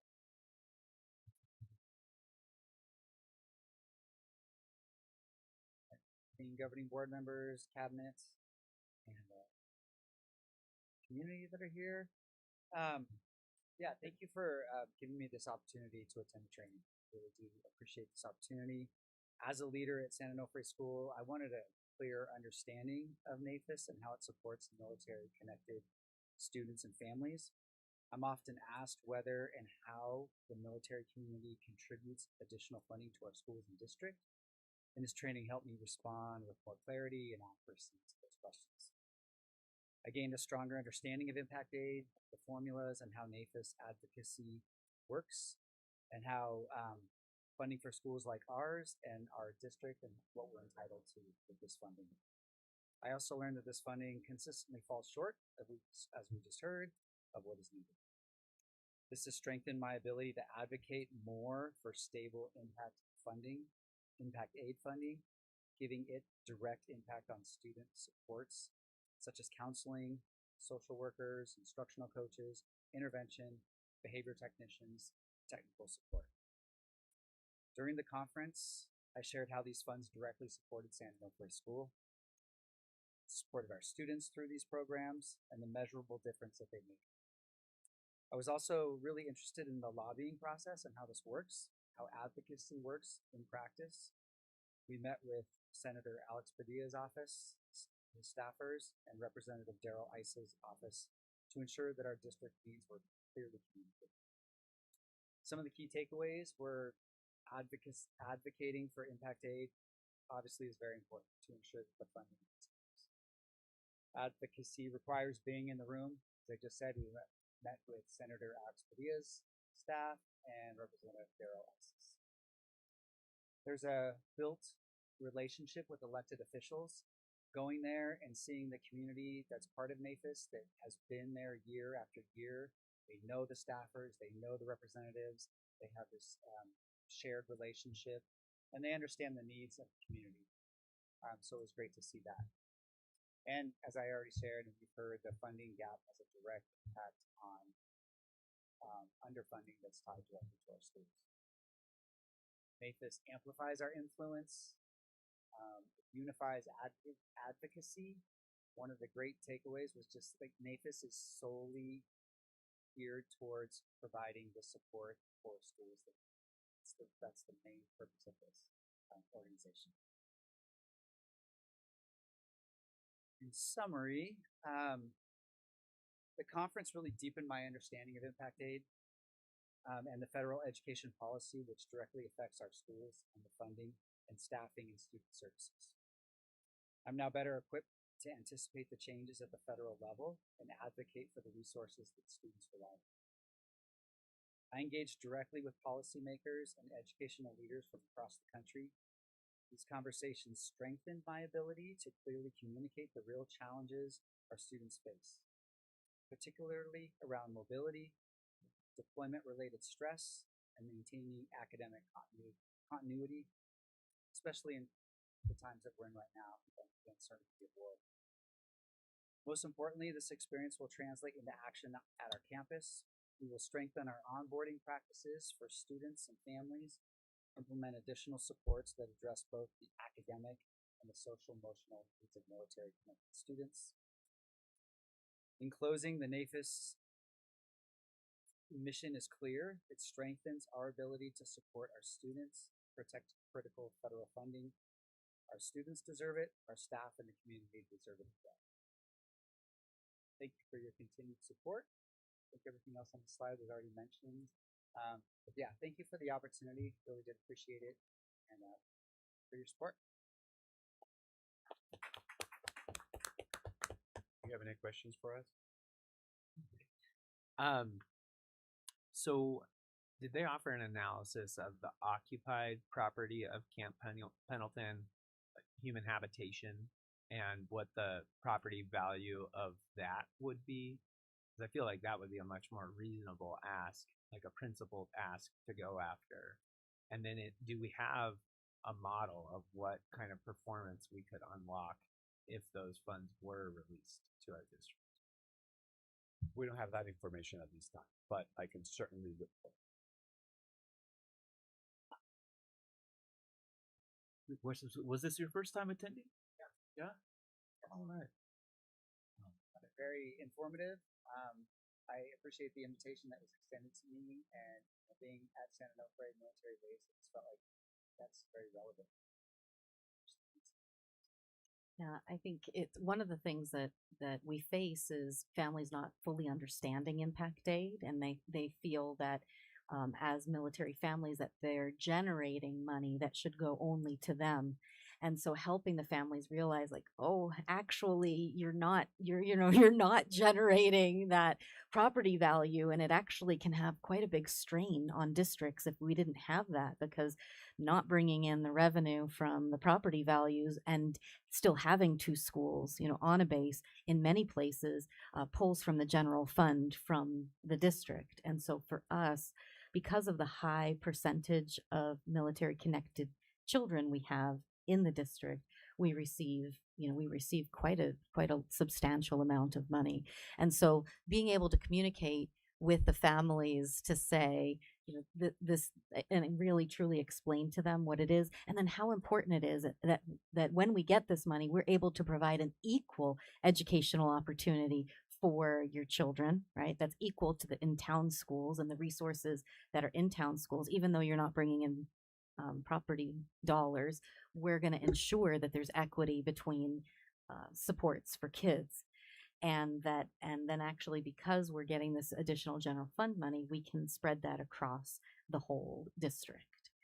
And that's something that I think as new families come into the community, it's like a continual information and conversation that we want to have. I don't have a question, but I would just want to tell you, Armando, because I think you'd be interested in this. The Camp Pendleton occupies approximately 1,100 acres. What I understand, it's the size of Rhode Island. Just thought you'd like to have that piece of trivia. I have one more quick question. I don't know if it's gonna be quick, but I've heard this update quite a few times, but I still don't understand why it's so underfunded. There was a mention of it here, but what more can you know, or can you explain why is it so continuously Based so on the information underfunded? that I know and based on what I've captured, is that it has continued to be a fight for the past 56 years. That not only are we underfunded, but these not forward funded. that means that every single year it needs to be approved. So, knock on wood, that we don't lose it. We cannot even afford to lose 10% of the $6.5 million that we receive. So it's a tug of war in a way. Everyone is asking for money, especially in Congress. And again, I agree with you, but it's just money that they have to approve for us to receive, and they have not. The other piece is when you think about it, property values have increased significantly. And think about the property values of the property in Fallbrook on the coast. That's a high dollar value. So if they were to give us what that property is actually worth and what it would generate, that coastal property, if that weren't military base, that would be a huge revenue that would come to the district. And so, back in 1950, it was an amount that they thought that they could afford. And then as property values are increasing, they weren't able to keep pace with that. The other thing is that the reason that NAFIS is so important is that it aligns all the different groups. Not everybody gets impact aid. So it's not something that every superintendent in California is going to be advocating for, or every superintendent across the country. The president's budget includes so many different priorities that are pulling in different directions. And so when impact aid, fewer districts receive impact aid. It's only districts that are on military installations or national lands or tribal lands. And so it's not something that is advocated for widely outside of the schools that are getting it. So that's something that's really essential to think about as well. Because that's why we go in the spring, is when they're doing budget development, to explain to Capitol Hill why this is important, why you have to put it in every year, because there's other people that are lobbying for money in different directions. So that's why we go in the spring before they put the budget together, and then we go again in the fall before they're going to vote for it, to remind them why it's so important that's in there, because it's one line in the president's budget that could just be easily lined out as not a priority and funded elsewhere. Back to those 32 No. Thank you. Thank you very much. Okay, next, the board operations. The board bylaws and board policies listed are presented to the governing board for first reading. It is recommended the governing board approve in the second reading the updated board policies as presented. Do I have a motion? A motion approved. Thank you. A second. Second. Thank you. Any discussion? Okay, no? Okay, with that, I will call for the vote. Trustee Favela? Aye. Trustee Moran? Aye. Trustee Goldbeck? Aye. I also vote aye, so with that motion passes. It is recommended the governing board approve Superintendent Monica Hazel and Dr. Kimberly Husing to attend the Leadership Summit for Women District Leaders in Austin, Texas on July 19th through the 22nd, 2026. Registration is $1,895. Total approximate cost for all related expenses is $3,000 each, to be paid out of the Superintendent and Human Resources budgets. Do I have a motion? So moved. Thank you. A second? Second. Any discussion? I heard you saying. Okay, you're good. All right. With that, I will call for the vote. Trustee Favela? Aye. Trustee Moran? Aye. Trustee Goldbeck? Aye. And I also vote aye. That motion passes. It is recommended the governing board adopt resolution number 14-2526, designating May 8, 2026 as Employee Appreciation Day. Fallbrook Union Elementary School District values and appreciates all employee categories. Adopting this resolution designates May 8, 2026 as Employee Appreciation Day for all district employees. Do I have a motion? A motion approved. Second? Second. Thank you. So, I would like to take this time with discussion just to say thank you very much to our staff. If you're listening right now, we're very appreciative. Thank you. So, I'd love to share that just one small token of appreciation. Every year we do on this day send some appreciation to the staff. So from the board, the staff will receive some charcuterie treats, and it's very fancy charcuterie treats and fruit treats and sprinkle cupcakes and a big sign and a banner that is a big thank you from the board for all of their hard work. So just a little special treat. We know, just to be able to be a token of appreciation. okay.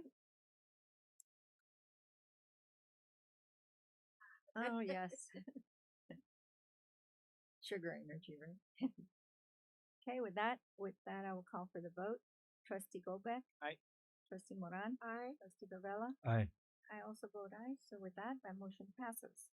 It is recommended the governing board approve the declaration of need for fully qualified educators for the 2026-2027 school year. Do I have a motion? So moved. Thank you. Second? I'll second. Thank you. Any discussion? No, with that, I will call for the vote. Trustee Moran? Aye. Trustee Gobek? Aye. Trustee Bavella? Aye. I also vote aye. Motion passes. The quarterly report of Williams complaints is presented to the governing board as required by the Education Code 35186. We are pleased to report that no complaints were filed with any school or department in the district during the third quarter. We are moving on to workshop and conference attendance. We are pleased to support our teachers and staff to continue their professional learning as they participate in conferences, enabling them to perform their duties and remain up to date on policies and procedures impacting their roles. It is recommended the governing board approve the consent agenda as presented. Do I have a motion? Motion. Second. Second. Any discussion? Okay, with that, I'll call for the vote. Trustee Cabela? Aye. Moran? Aye. Trustee Goldbeck? Aye. And I also vote aye, and that motion passes. With that, we come to the meeting is adjourned at 8